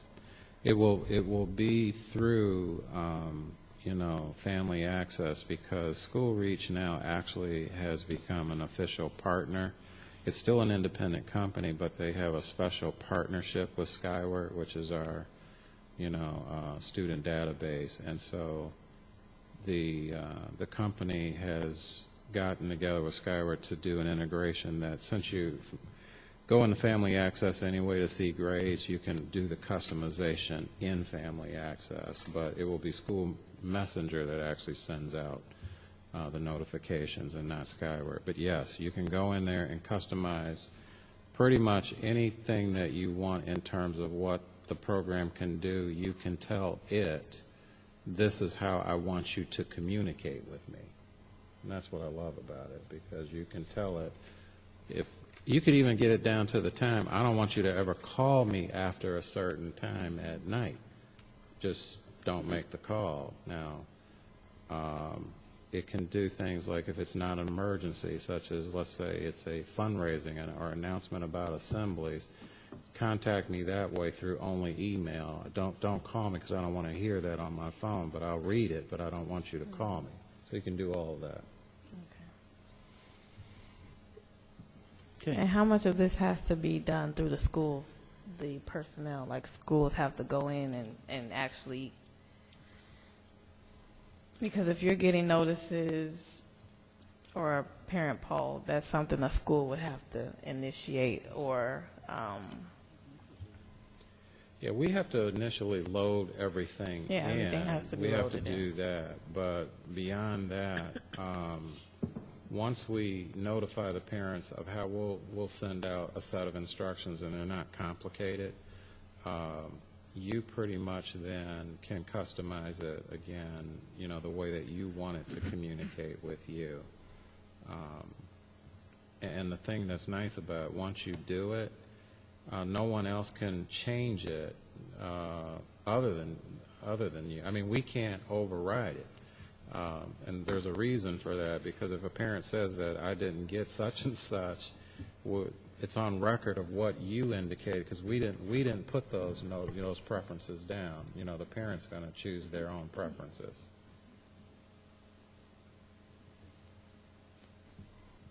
Anything else? We have a motion to change our notification system, so would the secretary please call the roll? Mrs. Sanders?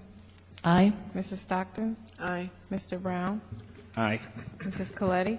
Aye. Mr. Heisel? Aye. Secretary, aye. President Rose? Aye. Approval to revise our notification system with school messenger is approved.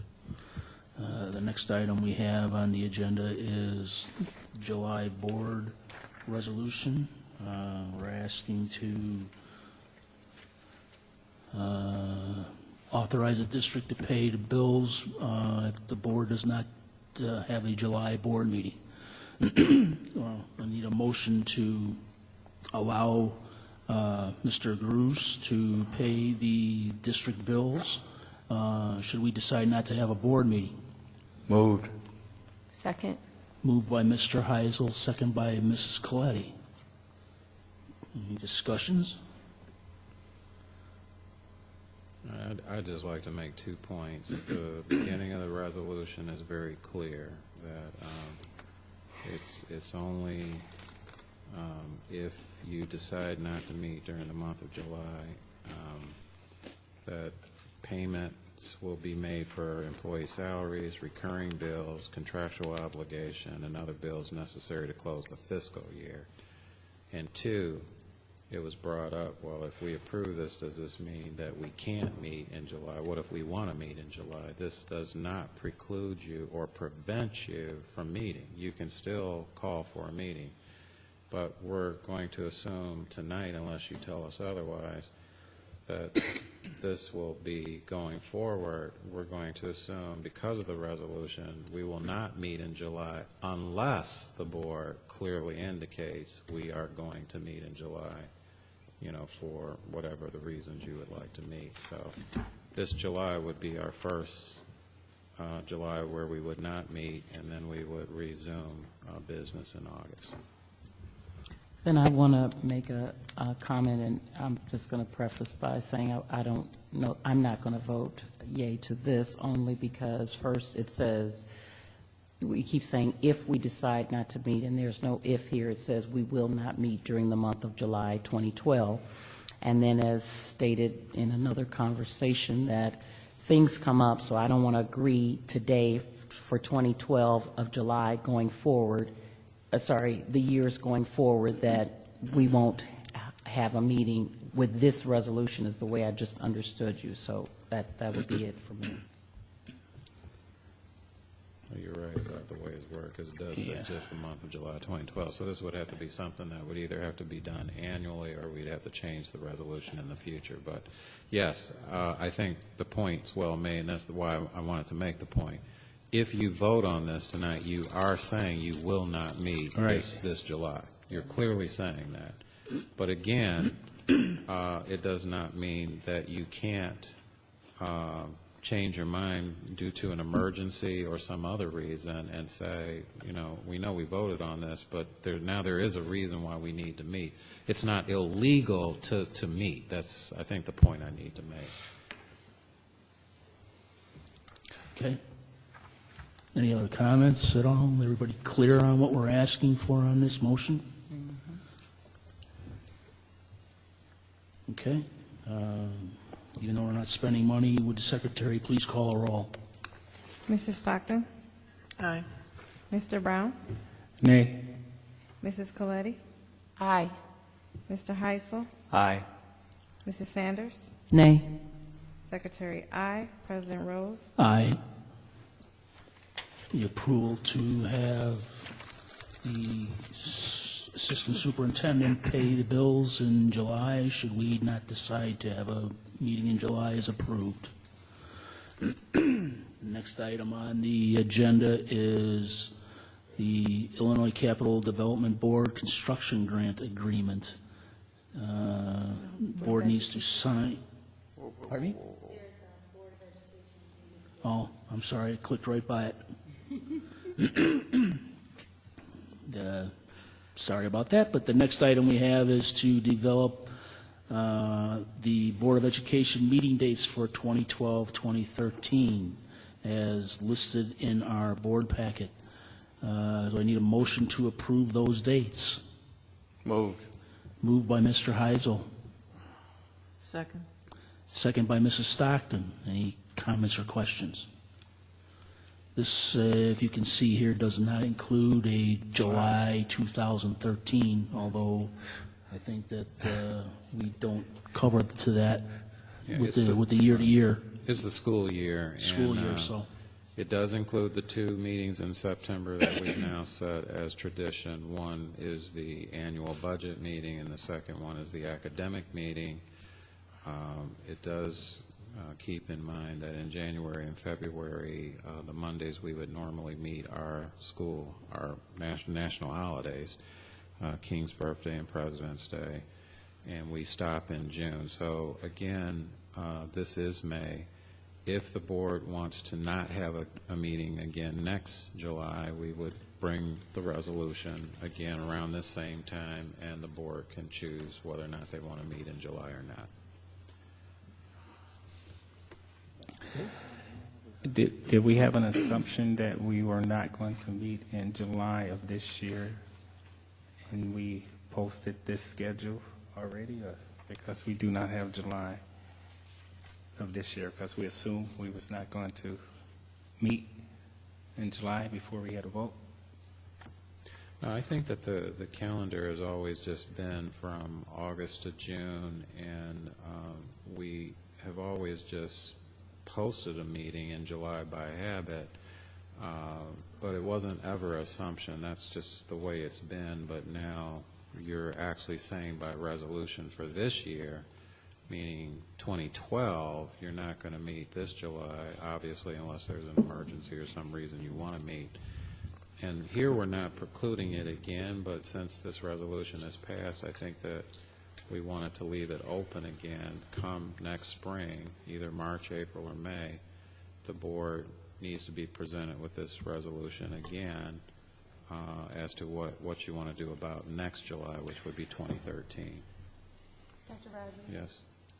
I did prepare that listing with all those dates, and I did contact our attorney's office, and he stated that if the board had wanted to have a July meeting, that we could amend that particular report. It would not be amending the agenda at all. It would just be adding information to that report. So there was no assumption that Yes. a July meeting was not going to take place. Oh, okay. So you can vote on it with an amendment, or you can vote on it as is. Again, it's the will of the board. Well, right now, we've got a motion out there to approve the dates as listed in the agenda right now. So unless somebody would like to modify that, that's what the motion is. Do you have any other comments or questions at all? If not, all those in favor of approving the dates as listed and motioned in the agenda, please signify by saying aye. Aye. Aye. Opposed, no. No. Abstentions? The approval of the meeting dates is approved. The next item is the Illinois Capital Development Board Construction Grant Agreement. We need to simply sign and submit the attached agreement. We need to have a motion in order to approve that grant agreement. Moved. Moved by Mr. Heisel. Second. Second by Mrs. Stockton. Any discussions, or Bob? Well, as you know, a few months ago, the district received their final grant award from the state. Nothing's really changed over the last few months other than that we've had our checklist of items that we need to submit before the funds are actually transferred into our bank account. One of the items is to sign this grant agreement, and then there's a few land studies that are underway, one of which is complete and already approved by the state. there's a final Department of Natural Resources study regarding endangered species on the land, and that study is underway right now and should be complete soon as well. The final item is just all of our payment documentation, which is already prepared and ready to be sent to the state along with this grant agreement once it's signed. Once again, the total dollar amount is $23,627,000, and it's still not known the exact date that we would receive the money, but pretty much as soon as we get this signed and everything is, all the boxes are checked off, our account is ready and set up for a direct wire transfer of the funds into our bank account. Have we got any instructions on how to care for the money once we receive it? When you read through the agreement, it does not specify exactly what the funds could be used on. However, it has been said through obviously, if the buildings weren't built yet, the money would need to be used, specifically on the buildings in the agreement. Since the buildings are already built, the funds are a reimbursement of expenses. Therefore, the intention would be to use them on other capital type projects, future projects, maintenance projects across the district. There's no specific language in this agreement according to exactly what can be spent, what the money can be spent on. I've been in contact with our attorney as well as following up with the state to receive some sort of written guidance that we can abide by, because we don't want to spend the funds on something that somebody's going to say later on down the road it wasn't an approved expenditure. So, I'm still working on trying to get in writing an official document that specifies exactly what the funds could be spent on. But a safe assumption is that it can be used on capital additions, capital projects, within the district. Okay, great. Well, what we know for sure, Board Member Brown, and this is in writing, is that it is for the reimbursement of expenses that you have already expended. So just that alone means minimally you should put it in the account that you had originally expended the funds in, which would be capital development / maintenance type funds. And then from there, we'll have to find out if the board has latitude to transfer that money to other places. So the only thing we can get out of the capital board, because trust me, I've seen the emails, we have tried to get them to say, can you do anything else with the money, and all we keep getting back is, if you haven't built anything, then you have to do what you applied for, meaning the grant. But since we have done it, then all they tell us is then it's just considered reimbursement for the money you've already spent. And you say that does include maintenance, which is under O&M, which is a deficit fund at this point? We intend to deposit the funds into our O&M fund, which is an operating fund, and they'll be in the operations and maintenance fund. I would not deposit the money into our capital projects fund, because that's more for money that is raised through the sale of bonds for construction, and that's not what this is. This is a state grant, and so from everything, our understanding is that we should deposit it into the O&M fund, which seems to be the most appropriate fund to keep this money. Mainly because it is an operating fund. It is an operating fund, but yeah, I would try to expedite the rules and the guidance from the state as best as we could, just so we can assure, because it's kind of a gray area. You're talking about the O&M and having expenditures in that category for capital projects. I mean, that's they can butt heads somewhat. So all of our capital projects that we currently undertake come out of our O&M fund. That's where that's the money we use to replace boilers and roofs and parking lots, and all of our buildings and structures and equipment, heating equipment, cooling equipment, all comes out of our O&M fund. And our expenditure plan that we currently have tentatively, agreed to in terms of what we would use this money on, all involves those types of projects. So whether we were using these grant funds or local funds, those expenditures in that plan would all flow through the O&M fund. The only time that we have expenditures for buildings being spent out of a capital development fund is if we went out to referendum or sold debt or some type of bonds to raise the money, and then the money gets deposited there, and then it stays there until it's spent on the different projects that you sold the debt for. This is not that scenario. This would just be where we're receiving the grant funds, and then we're spending these expenditures out of the O&M fund. Okay, just not let us have to reimburse those who reimbursed us. Okay, all right. That's all I have. Any other questions or comments? You have a motion to approve the construction grant agreement. All those in favor signify by saying aye. Aye. Opposed, no. Abstentions, none. The approval to sign the construction grant agreement is approved. The next item we have is going into administrative updates and the student handbook revisions for 2012-2013. In your Mr. board Elrod.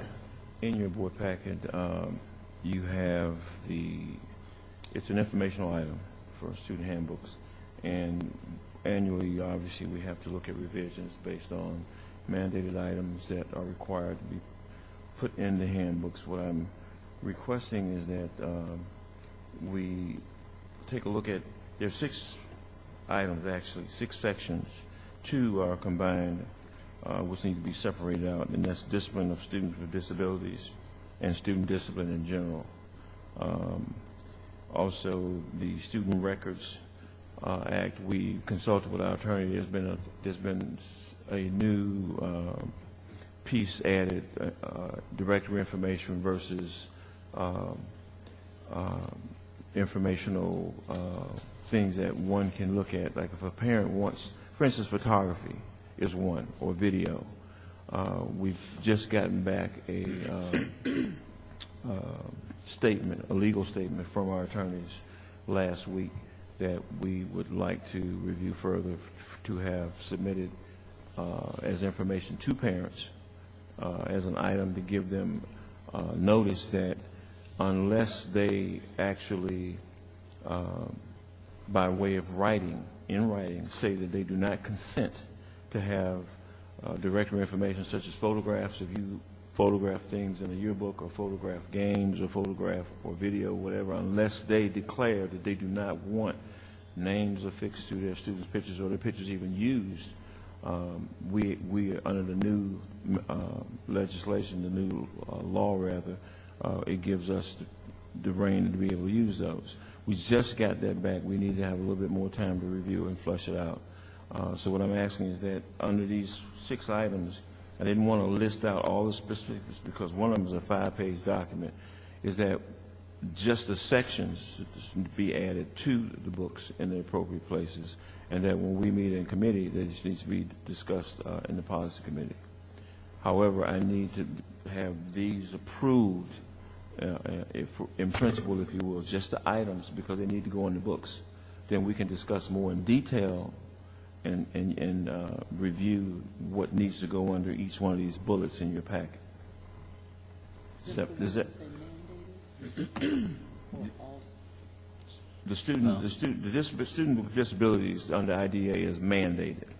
Student discipline is a 5-page document that's a recommendation from, John mentioned earlier, we belong to the, I'm going Principals Association. The school board. Yes.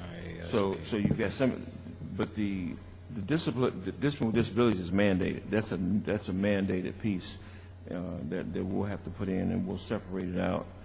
And it deals with student suspensions who have disabilities, and it targets directly, the language basically targets those students who have IEPs, who, if the discipline is a manifestation of their disability, there's a different set of criteria you need to follow to discipline them. And that's just something that we'll need to separate out. Right now, it's under discipline, period, but we need to separate it out in our handbooks. So it clearly states and stands alone. And so what we'll need to do under this current handbook, let's say if it's 3.20, we'll have to add a 3.21. The plan is this. We just wanted to present the topics tonight and to let you know that under new business, I think we need to set a policy committee. We'll do like we did last year. George will bring the specific language at committee. We'll look at it, and the committee will have a chance to approve, or some things it's not even an issue of approve, is understand if it's mandated. There might be some things that you have a choice to revise or massage for understanding, and then we'll bring it back to the board in the June meeting for approval. Right. Right. And for the other one I want to make specific note to is the student athletic concussions and head injuries. That one within the last few years is new. We certainly want to separate that out as an item. It's already in the athletic material, but it should also be placed in our student handbooks as well. Right. Okay? Any questions? All right. Thank you. It's just information. Okay. At this point. Thank you, Mr. Elrod. The next item we have is Title I information from Ms. Hurst. Probably 2 to 3 weeks ago, Board Member Sanders forwarded a community question regarding our Title I program to me, and in the process of providing an answer for that question, we thought it was probably a good idea to bring a report to the board just on some general Title I basics. Dr. Falvey is here, and he's been waiting and very patiently for this moment, but he's here to, to kind of help guide us through any questions you may have. I tried to just put the basics into the informational report, and we thought that everyone would probably benefit from these. As you know, we're a Title I district. We get our annual federal allocation. It comes through the state, and the state determines that allocation based on a formula they have that has to do with what they receive from the federal government, but it's also based on our poverty level within our district boundaries. So it's not just based on families that attend our district, but on our entire population within the district boundaries. And you can see from the attachment that I have with this that for this current school year, we got a significant increase in the amount of Title I funds based on a reallocation based on that poverty count. We currently have 3 schools that are classified as Title I. That's Balmoral Elementary, Crete Elementary, and Talala Elementary. Those schools have been determined based on a calculation method that we get from our Title I application. So when Dr. Falvey goes in to complete the application, it gives us some choices as to how we can calculate that. And what basically we do is we look at the average free and reduced lunch rate for all of our district schools, and then we've classified those schools into 2 groups, our K-5 group and our 6-12 group. And what we've been doing for several years in the district is using looking at our K-5 schools and comparing those schools against the average of the district and focusing the funds on the schools that exceed the average. We do this because our funds are used to pay for our reading personnel at our Title I schools, and we really want to focus on that early literacy achievement and get kids reading up to speed before they move on to the upper grades. Right now, Title I regulations say that anytime a school hits 75% free and reduced lunch, you must automatically classify them as a Title I school. We currently have 2 schools that are at 75%. That's Balmoral and or above, Balmoral and Talala, and they were classified as Title I before they reached that 75% mark. We don't have any other schools right now that have reached the 75% mark, although we're watching because our counts have been bumping up over the last couple of years. Our Title I requirements, when you get your allocation, you have to divide the money up according to the rules of the grant. And the first thing that we do is we look at each of those schools and determine a per pupil allocation. So each of those schools is given a certain allotment that goes to cover the salary of the reading personnel. The other things that we have to do with our total allocation is we have to set aside 20% of our funds now for public school choice and supplemental educational services. So right off the top, 20% of that money is set aside. We also have to set aside a minimum of 10% for staff development activities for the district, because as a district we are classified as a Title I district. We have to also set aside 1% of the money for parent involvement activities at our Title I schools. And then we also have to set aside an amount for our homeless program.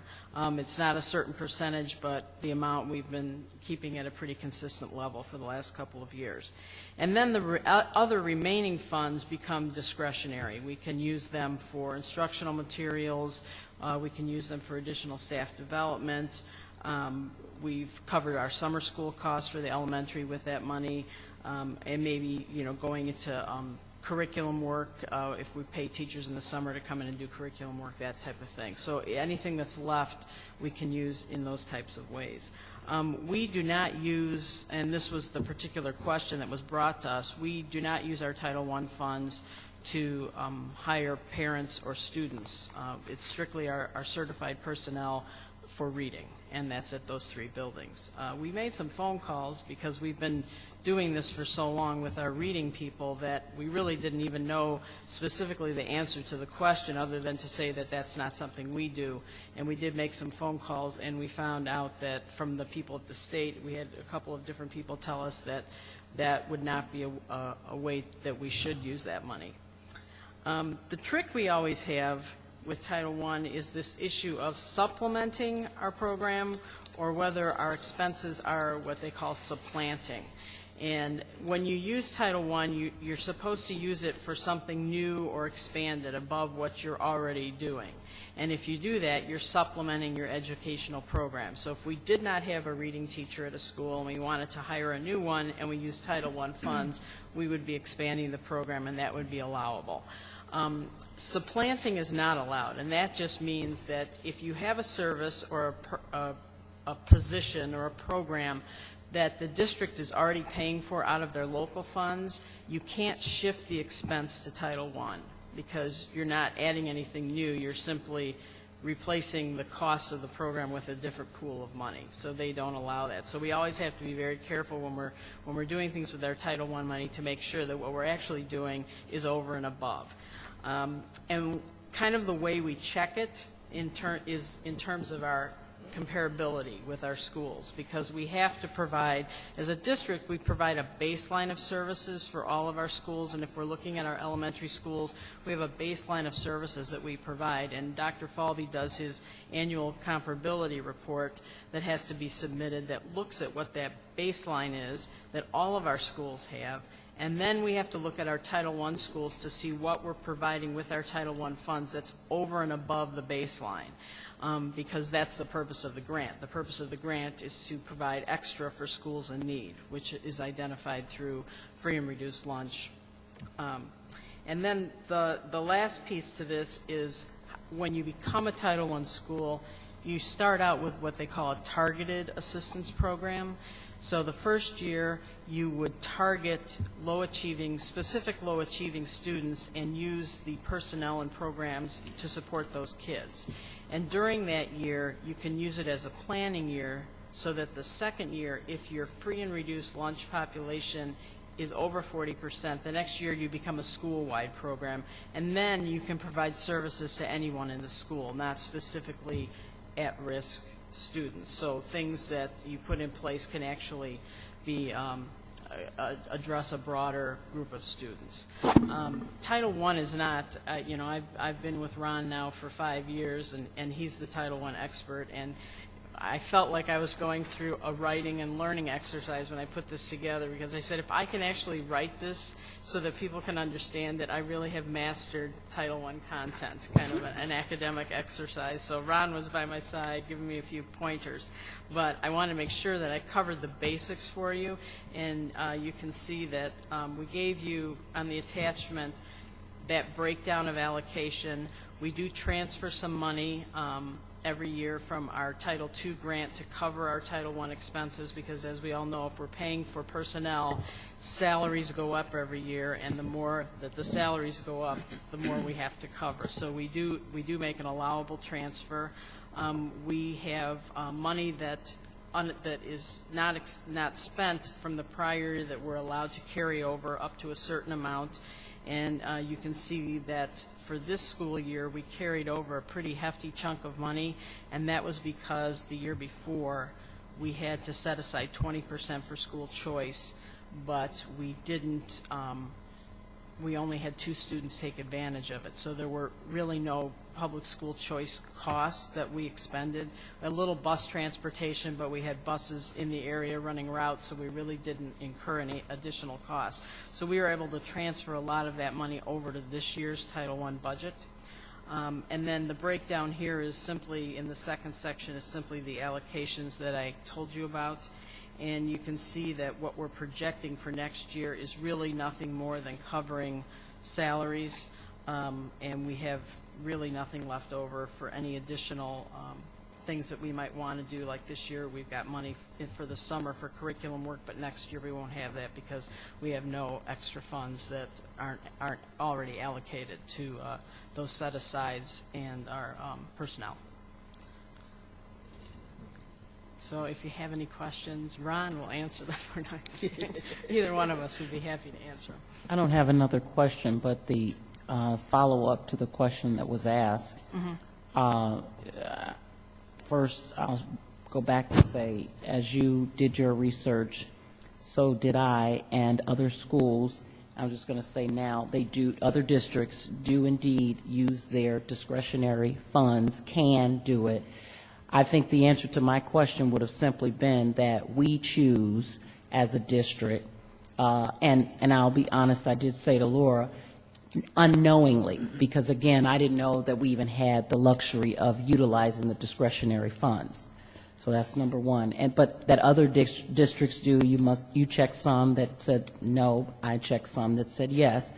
I just want to say that the fact that we can say to the people safely that we are using our discretionary funds for things that relate to academics. And for those who didn't know, the question was, some of the other districts hire students that live and perhaps may even be these poverty-stricken individuals, if you will, for lack of a better term, and their parents to provide services within the Title I funding. So I understand it, and I did give the constituent the response that the district offered me, and it was just, as I said, an eye-opener to know that, to me, I think with any of this is when people bring things to you, to us, to be educated, and I told Laura this earlier, I'm always going to ask the question, because to say I don't know is not good enough. So I know now, and hopefully they do. So, Laura, just to clarify, we use these funds that Kim is referring to in our district to pay certified. Yes. Okay. Yes, our certified reading staff at those 3 buildings. Sounds good to me. Yeah, I mean, I agree. We just we didn't discuss it. So that's great. Yeah. I mean, to go back and be able to say that we do it for some, people who are trained. I'm not, saying anything. Right. And people choose to do whatever. It says discretionary, so it's not bad on their part or whatever. It's certainly good on our part.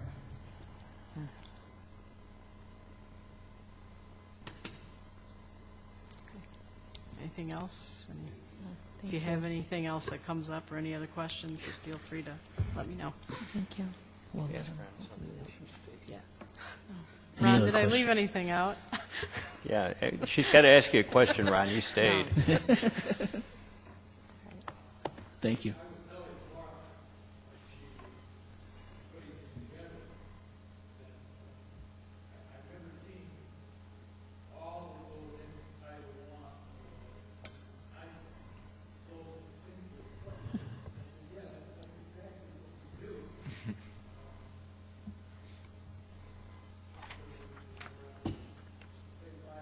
5 years.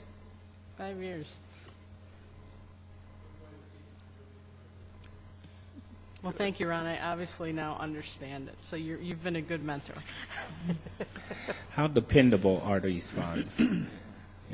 How dependable? Yeah, on a yearly basis, They're- coming from the state, right? Yes, but it comes through the federal government. It's a federal Does it- allocation that comes through the state. Okay. So they're federal dollars, not state dollars. I mean, we're not lagging behind obtaining this money like No. we are with other state funds, are we? No, we're Okay. fine. Okay. It's it.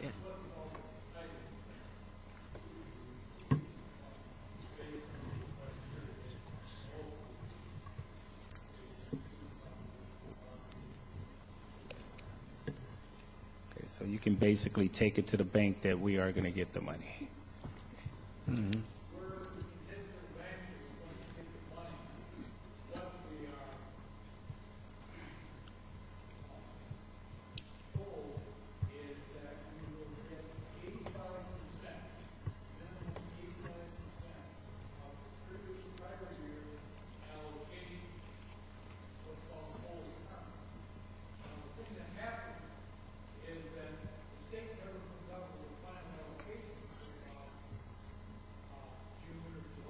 Mm-hmm.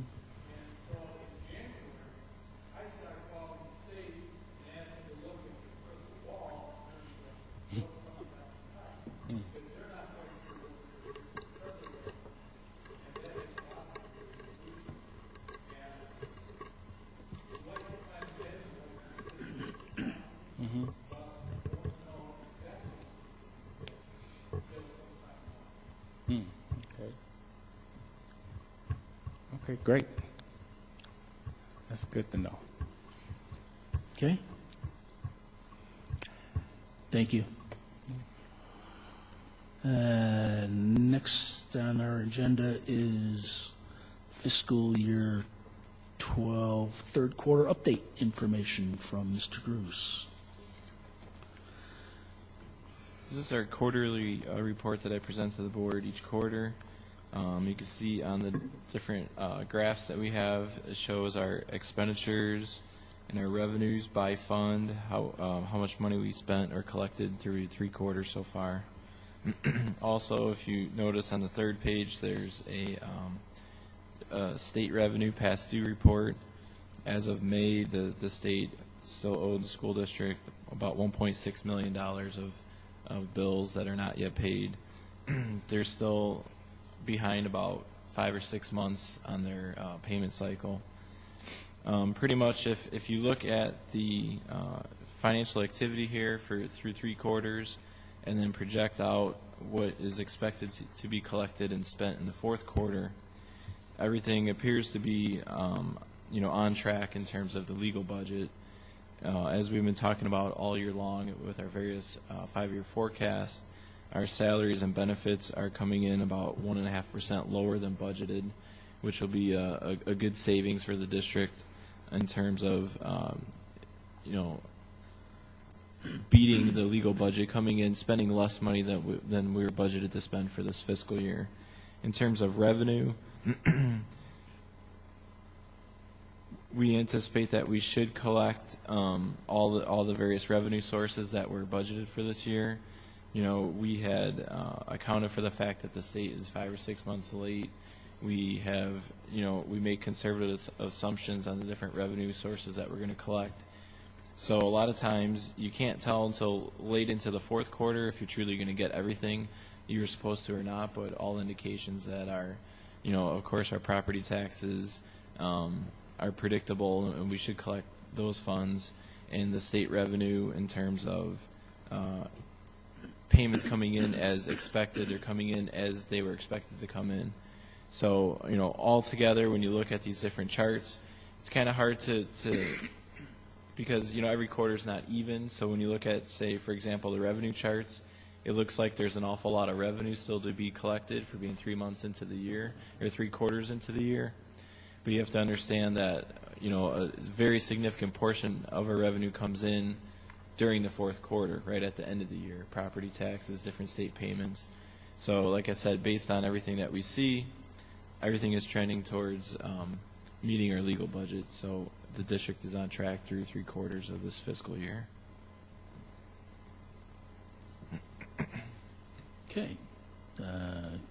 Questions or comments?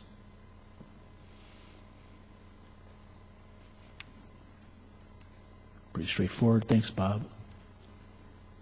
Next up is the 5-year forecast update. Again, Mr. Gruss. In April, I had presented the Finance Committee and then also the board our updated 5-year forecast. Later in the month of April and early May, we had received our newest EAV estimates for next year, the assessed valuations for next year, and we were assuming that, you know, after EAV had fallen 6.5% last year and then about 8% this year, we were predicting that it would go down about another 5% next year. And what we were told by Will County is that their estimates, which are usually very accurate in terms of going 1 year out, that EAV should fall about 10 or 11% next year. And then at the same time, we also learned through, you know, attending our scope meetings and staying in touch with our contacts at the state level, that the General State Aid Foundation formula, the General State Aid grant, should be prorated at about 85% next year. Instead of this year, it was prorated at only 95%. So that is a significant loss in revenue right there. So there was a couple major, you know, probably the two biggest assumptions that go into a 5-year forecast are your property values and general state aid. And those two pieces of data drastically changed within weeks of after, you know, presenting the April forecast. So what I did was updated the 5-year forecast with this new data. And what you end up seeing, essentially what happened was, you know, those one piece of, well, the information that EAV is going down is bad news, but in terms of actual revenue that we're collecting, it actually increases our general state aid that we collect because our local property wealth is decreasing, so the state picks up that amount that you lose, and, you know, they kind of offset it. But then, like I said, at the same time, even though they're giving you more general state aid, they're prorating it, which means they're only giving you, you know, 85% of what you're supposed to get. So the two kind of offset each other. But altogether, when you run all the data and you take a look at it, I had put together a short 3-page summary that kind of summarizes this forecast and all of our forecasts for this year. And basically, you know, the key points that I just wanted to highlight, on your computer screen you'll see it's 3 pages, but I just highlighted a few sentences in yellow. Those are the key ones to really take away for tonight. The first section basically talks about the various cuts that we've received from the state over the past 3 fiscal years. So it just kind of accumulates everything all in one paragraph here. And you can see that, you know, all these various sources have been cut from, you know, block grants to transportation to general state aid, foundation level. All the significant sources of state revenue have been cut systematically every year for 3 years in a row. Through this fiscal year that we're currently in right now, these cuts have added up to about $2.7 million out of our annual budget. For next year, like I talked about, with them planning to prorate general state aid at 85%, that adds an additional $1.2 million of state cuts onto the school district. And then once again, you know, of course they're not increasing the foundation level, which, you know, typically the foundation level will go up anywhere between $100 and $200 per year. The foundation level's been frozen for about 4 years now, so that essentially is a cut to the district as well, because that's just a raise in revenue that we're not receiving. So when you take those two considerations into account and add it to the other cuts that we've been handed, the 2013 forecast, the 2013 budget, you know, tentative numbers what we're looking for next year, that's a total of about $4.4 million of cumulative losses that will be hitting our budget for next year. And when you look at the forecast, we have a $4.8 million deficit budgeted for next fiscal year. And, based on what I just talked about, 90% of that deficit is from those accumulated cuts that we just keep adding on one to the next. So basically, 90% of the budget, $4.8 million deficit that we have for next year, 90% of that is just coming from all the state cuts that we're absorbing due to the state's fiscal problems that they have. So Bob, at one time, it was projected that the fiscal year 2015 that we were looking to have a balanced budget. Right. So I'm looking at this chart right now, going out to 2017, and we still have a deficit budget of almost $4 million. So at what point, with these projections and numbers, do you see us having a balanced budget? Right. Well, okay, so if you look at the next paragraph, and actually in between there I go into a lot of detail of how each fiscal year, what's happening. There's four consistent things that are happening going forward into the future years. So as bad as next fiscal year looks, 2013, that's the worst year. But then what starts to happen is that we need to assume going forward at some point in the future, general state aid will not be prorated at such a deep level. Also at the same time, the poverty level of our community has gone up in terms of the government's census records, and when that happens, that plays into many factors, including Title I and especially general state aid. So that's going to help our revenue to start to increase as well. Also, after next school year, we'll be entering into new collective bargaining agreements with our unions. There's a hope that we could help stabilize the growth of our salaries and benefits, and that our annual tax levy increases that we get through CPI and inflation, the 1, 2, or 3% increases in tax revenue that we get, can help pay for the majority of the annual raises that take place through the bargaining agreements. Mm-hmm. Also, one other factor that's happening is that the district EAV over the time frame of 2010 to 2015, if you add up the decreases we've already had in 9, 10, and 11, and then we know that 12 is supposed to go down about 10 or 11%, and then 13 will be another decrease of possibly 6, 7%. When you start to add them all up, basically EAV falls 37% between that 5-year time period. And when the EAV falls by that much, our general state aid, which it's not good because we're more reliant on the state in terms of a larger percentage of our funding is coming from the state instead of the property taxpayers. But when the EAV goes down that much, it's a significant increase in revenue in terms of general state aid going into the future. And what you have to understand is that general state aid is based on, it's a 3-year lag. So, for example, the EAV that this year's general state aid is based on is 2009's EAV. So a lot of these large EAV decreases that we're seeing happening in 10, 11, and 12 will start to kick in 3 years into the future in terms of our general state aid increasing. So, these 4 or 5 items I talked about, EAV falling, general state aid phasing, back to them funding it at 100% instead of cutting it down to 85%, as well as poverty counts going up, and then also, relying on CPI and inflation for property taxes, and then also stabilizing our compensation cost growth. Those, 5 factors, if you look at the forecast, what happens is we have $4.8 million for 2013 deficit. 2014 goes to $3.1 million. 2015 is at about $800,000 deficit, and then in 2016 it's a balanced budget with about $1 million surplus. And in 2017 it stays at right about that level. So when you see that line graph that we have, you see the slope of the line stops going down, it actually levels off and starts to taper up a little bit. So that would show you that the budget at that point is stabilized. However, the only danger in this is that for those few years when we have these large deficits, our fund balances decrease about $9 million because you're paying for these deficits out of your fund balances.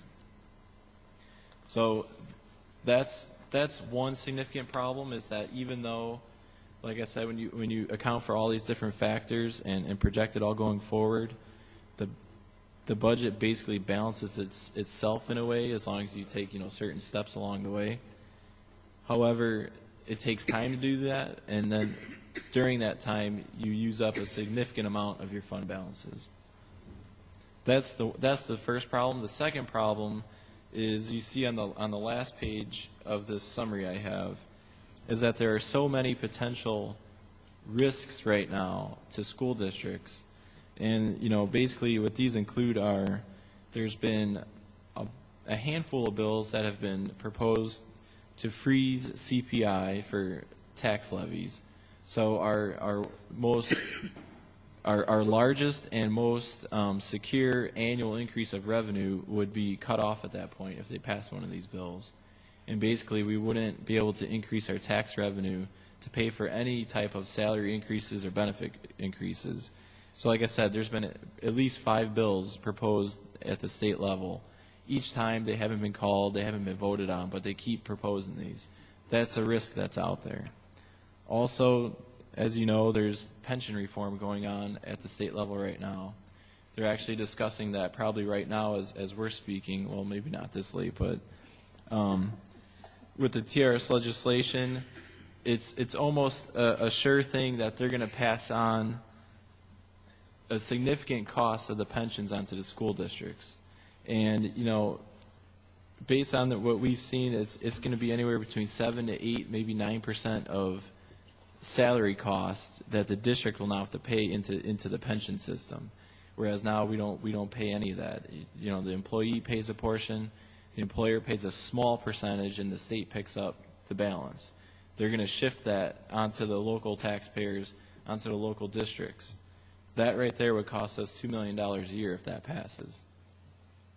And then there's a whole other list of other risks that are out there.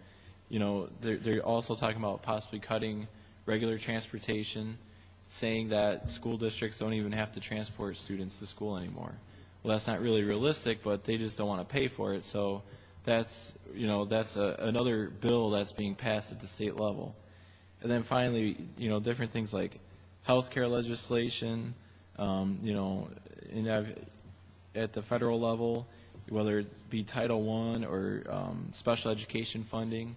There's possible cuts at the federal level, as you know, depending on how the elections turn out.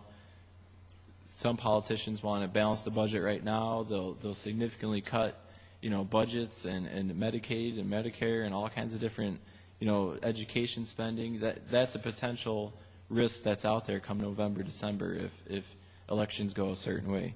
So all these things in mind, even though you look at the forecast here and basically a few years out it stabilizes, of course we use up some fund balance in the meantime, there's these other things that could easily happen. And it's very likely that at least 1 or 2 of them will happen. And when they do, we're going to have to figure out a way to absorb that cost and make cuts in other areas or don't increase spending in certain areas so that we could pay for these things instead. So basically, the takeaway on the last few lines that I highlighted is basically that, we need to pay very close attention to these forecasts and at the same time, come up with a list of, right now, we're ramping up some spending in our forecast. There's a lot of needs that the district has and we're adding a lot of expenditures. And, many of those might not be able to be added into the future years like we forecasted. And, like we went through with the Finance Committee, we have a list of recommended items that possibly should not be added back into the forecast, not necessarily cuts of current expenditures, but things that we've already said, okay, we're going to need some of these positions, we're going to need to add some of these programs. Based on seeing this, if some of these other items happen, we just wouldn't be able to add those items back into our forecast because we'd have to pay for these other, potential losses. So pretty much, that's the most up-to-date forecast that we have. And then this will lead right into the budget that we're going to come out with for FY13. But, based on, like I said, based on these forecasts, I would expect the 2013 legal budget to be at about a $5 million deficit. You know, what's really important is when you see that, to look forward at the forecast and know that it doesn't mean that it's a $5 million deficit going on forever. There's a plan how, you know, that will resurrect itself, but then again, it could get worse too with all these different risks. Great presentation, Bob. I just would like to end with a question for me, at least, that as you move forward with all of these uncertainties, all of these high risks, that we do have some contingencies, at least start working on those contingencies to address the high risk. So we don't wait until, you know, the last minute and boom, we get hit, and we be very, very reactive, cutting positions. Right. Which is the easy thing to do. I think ideally, you know, we should have a plan put together that is just, you know, at least a starting point, Yes. because they can pass one of these bills tomorrow, Yes. and basically send us a $2 million bill for And TRS. what do we do from there? And at some, you know, we'll have to react to that very quickly. Sure. Thanks.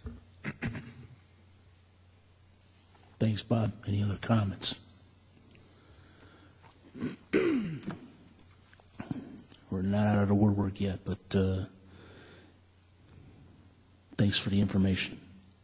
The next item we have is income verification letter. Again, Mr. Gruss. This report's very easy. I know we've already discussed this 2 times at the board level, 2 times at the finance committee level, but we were about to send this letter out, so I just wanted to make sure that I ran it by the board one more time. Basically, we're gonna mail this letter to all our parents, and it's also going to be emailed and then distributed in basically, you know, any form that we can think of. You know, like I said, email, regular mail. It's going to be posted on the website, all the different places we could possibly communicate this. But the key is that for this school year, when people come to registration, if they want to apply for a school fee waiver, they need to bring all their income documents and various documentation that they need to basically fill out their income verification documents right there at registration. So they would fill out their application, they would indicate how many people live in their household, what their household income is, then, you know, we would compare that income to how many people live in the household, and if they qualify for the waiver, they'd be given the waiver. But the last piece is that they then need to verify with their documentation that they have there with them that the, you know, the numbers that they're giving us are accurate. They could, you know, substantiate these numbers to us by showing us, you know, a tax statement or a W-2 form or some various, you know, legal documents to help prove what they're putting on the piece of paper. So this is a change from last year. Last year, they applied for the waiver. They were given a temporary waiver at registration. Then they had time to go home, complete it at home, mail it in at a later date. That didn't work out so well because there wasn't a lot of cooperation and understanding, and basically a lot of documents never got sent in. So it was kind of an ongoing thing all year long where we're trying to track all these documents down. So we decided that the best way to do this is just get it done all at one time, right at registration. But the key, you know, as it says on here, if you don't bring the documents to registration, you're not going to be able to receive your fee waiver at the time of registration. I have one question in regards to this.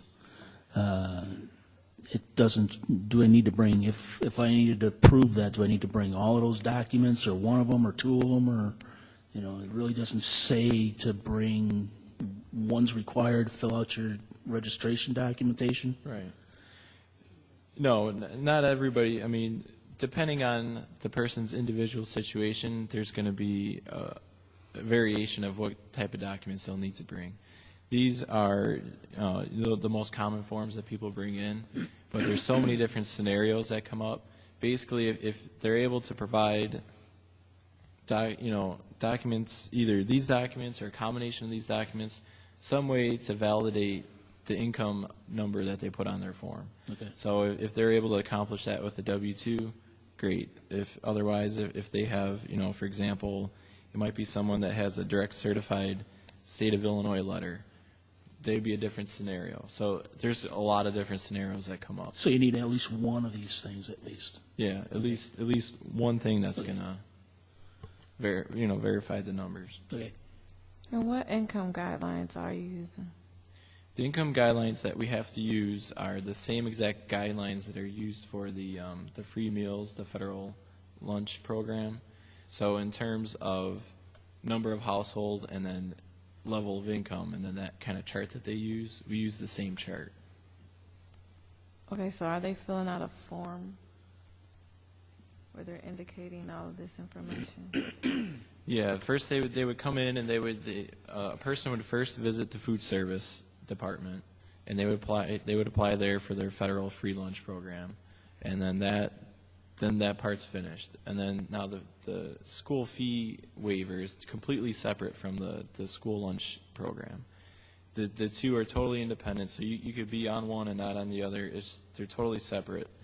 When they come to us, there's a similar form where you list out the name of all your students, the names of all the people that live in your household, and then you indicate for all the adults that live in the household how much income each one makes, and then what the total is, and then basically based on that basic information that they give us, we run it through the guidelines from the federal lunch program. And the last step is just to validate the information, basically just validate the income amount with the documents that they provide. So if they qualify based on what they've given us, then they'll get the school fee waiver.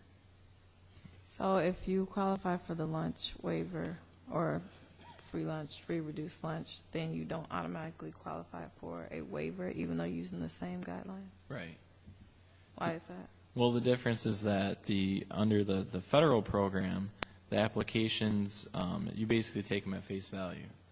Whatever somebody puts down, you take it. It's if you indicate that you qualify, then you're qualified. There's a separate audit process that the federal applications go through, but it's totally different. Then the difference is now is that the state of Illinois has given school districts the option, if they want to do a separate process like we're doing now, is that you can actually validate every single application, 100% of them. Whereas with the federal school lunch program, it's a very small percentage that you could really check. So, if you want to go through the trouble of validating every single application, we now have a process and the right to do that. So that's what the board last year had approved, to have this separate process to validate all these, because really it's a significant thing to give a school fee waiver, because that not only waives school fees but also driver's education. Also, if there's changes with transportation where there might be charges associated with that would be waiving those fees as well. So it could have a large implication in terms of the amount of school fees we collect. And waivers are reimbursement from the state? Do we get reimbursed when a family gets a waiver? There's really no, it's an indirect correlation, because really in terms of if someone gets a school fee waiver, we really don't get any reimbursement for that. However, at the same time, the Department of Human Services, they have a census of the geographic area, and if the low income concentration of that area is higher, that plays into our formula for general state aid, and we'll get more funding. It's actually a portion of general state aid. It's called the poverty grant, and our district gets a significant amount of money because of our low income concentration of our communities are almost around 50%. So based on that statistic, we do get a lot of money for having families that have low income. But like I said, it's not a direct thing in terms of for every waiver you give out, you get money straight back. So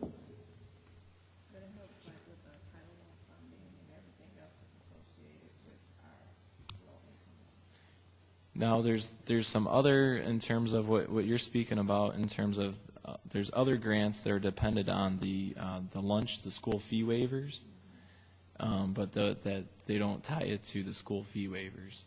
So it's the lunch waivers, which, like I said, are that separate process. but not the school fee waivers that we'd be looking at.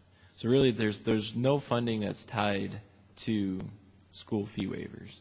There's funding that's tied to your geographic census, low income, and then there's other grants that are tied to the school lunch waivers that are given. So it's really just those two that you get funding from.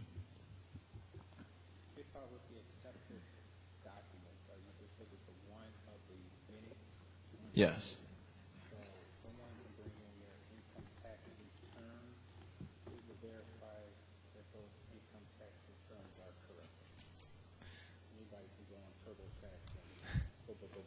Right.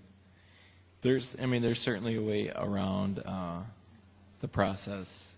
People can, if people were to choose to try and bring in some sort of fraudulent documents, or we're not able to. If we think the document is not true or fraudulent, we won't accept it. But like I said, there's really no way. If people want to try and work around the system in that type of way, it is a crime to do so. But just like anything, you could go to a bank and try and forge documents and try and get a mortgage fraudulently too. It's just a matter of, we don't have investigators on staff that are going to be trying to determine if these documents are truly accurate or not. A lot of this, we have to take the documents they give us and then go off of that data that's in front of us. Hopefully, yeah. It's really, it's up to our district staff that, we're gonna have a staff of about 12 people that will be in this department, and everybody will be trained, and everybody will kind of work together on this. So hopefully some of our more experienced people can help out some of the newer people we recruit for registration. But yeah, if somebody wants to try and forge documents or commit fraud in that type of way, it's there's no way to control against all of that.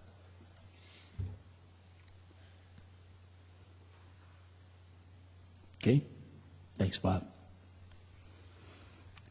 And the last informational thing we have is the employee handbook for 2012-13, and it's going to Dr. Edison. Thank you, Mr. Rose.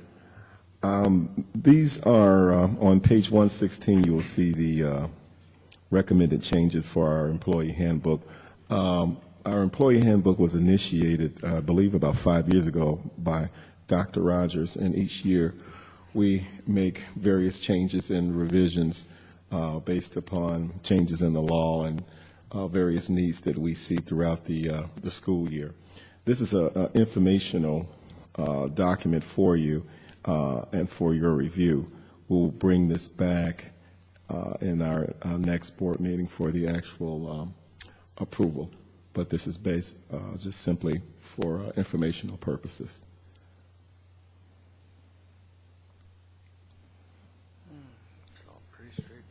We'll also run this through committee also, once we set the date.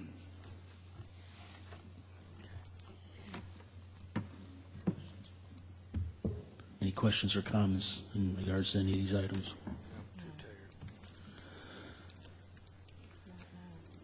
If not, thank you, Dr. Edison. The next item is old business. Do we have any old business to take care of? No old business? Any new business? Yeah, there's quite a few of them here, so. The first one being the Education Committee meeting reminder on Wednesday the 23rd at 4:30 in Crete Monee High School, room C204. Okay. Next one we have here is to set policy committee meeting date. And the chairs of the committee are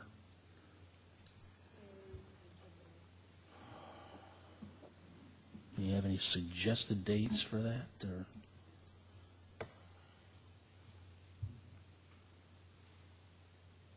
It has to be before the next meeting. George, when is that week that you're going to be at that conference? The dates? Is it the first week in June? The June one, right? 7 through 12. My suggestion is just a suggestion, and I want Dr. Edison to look at his calendar, because I want George and Dr. Edison there, would either be June 4, 5, or 6, which would be Monday, Tuesday, or Wednesday. June 6th is already the finance committee meeting. Can we have it on June 4th or 5th? What about the following week?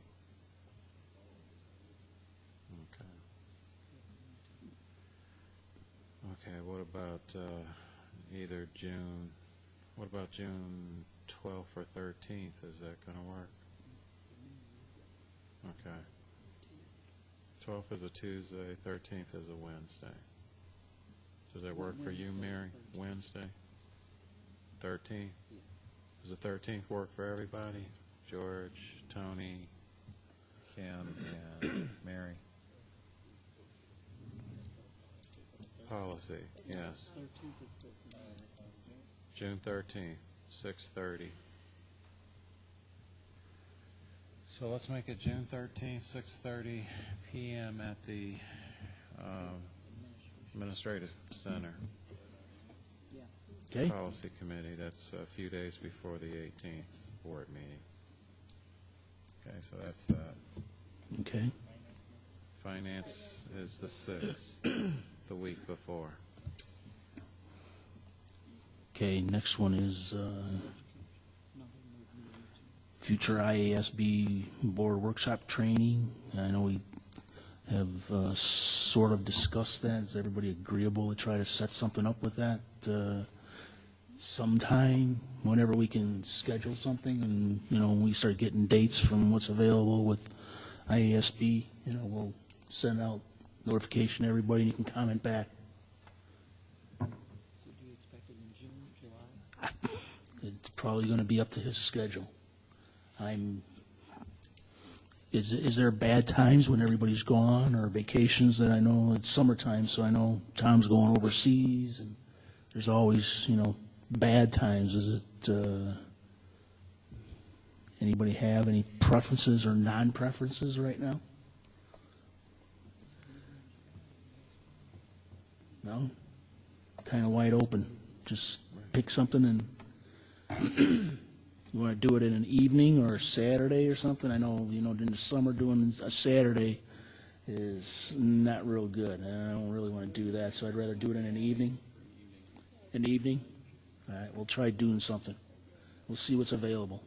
And just a suggestion going Forward, if we're not going to have a meeting per se, perhaps the July time is not the worst time to do a workshop. A lot of it, if we're going to have, you know, third-party IASB, you know, kind of facilitating and stuff, we're going to have to see what their schedule is and come back to everybody with that. So we'll check on that and see what happens. What we'll do Give is them we'll- 3 or 4 3 dates. We'll You want everybody contact, to attend. Terry and I will contact ISB tomorrow and try to get some dates that we can consider for June or even July possibly, so. And then bring it to the next, put it in the FYI. Yeah, whatever. put it in the FYI, and you can comment back to Dr. Rogers about that, so. Okay? And you'll be sending us an email, you said, again, about that other matter. Can't say it, never mind. Okay. As a reminder, high school graduation is on following Wednesday, I believe it's the 30th, and the middle school is on the day after Memorial Day, the Tuesday, so as a reminder for that, so. Especially the high school, everybody should be there, you know, hand out diplomas, whatever we need to do, unless you got a scheduling conflict, so see everybody there. I will not be at either graduation, unfortunately. I have prior engagements that I must attend. That's fine. And also speaking about handing out diplomas, if the board members could let President Rose know what your feelings are about that request that was put in the board FYI of a previous board member concerning handing out a diploma. I forgot about that. So would you, if you would let President Rose know tonight your feelings, and then he'll let me know, so I'll know how to get back to that individual.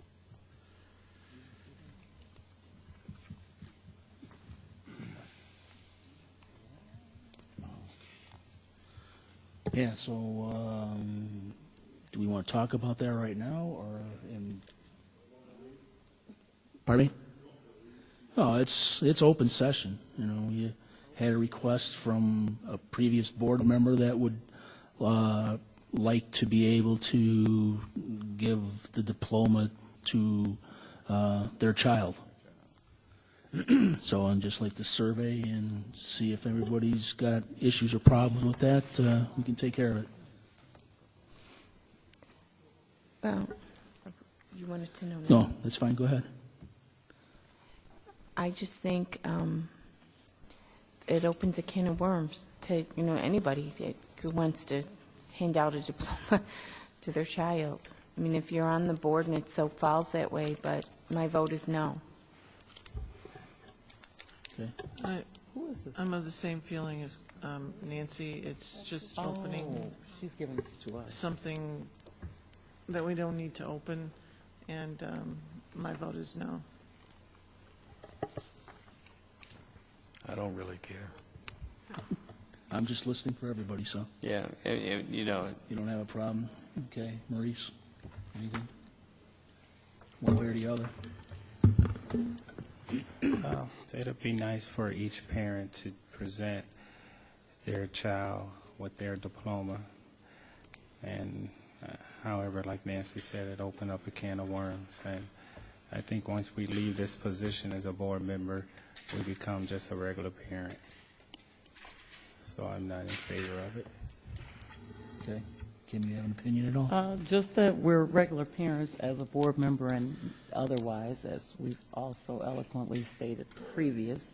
I do want to say that I wish we would stay consistent, because with all the policies and anything that relates to previous board members, there are no exclusionary or special things that people can or request. It's my understanding even last year there was a question of the possibility or the probability of it. So let's stay consistent. If we say no this time, that means no for board members going forward. It should just be consistent and not for this one instance. So, And I think I'm hearing that everybody tends to agree, and I'll agree with the majority. I believe that if you're on the board, you can hand out a diploma. If you're not on the board, needed to get elected, or, you know, it's kind of tough luck, but there you go. There anything else? We don't need another second closed session at all, I don't believe. No, we Move don't? to adjourn. Okay. I need a motion to adjourn. Moved. Moved by Mr. Heisel. Second by Mrs. Coletti. All those in favor? Aye. Opposed, no. Abstentions, none. We are adjourned. Thank you very much. Oh, I vote to adjourn too. A little late. I vote to adjourn. Oh.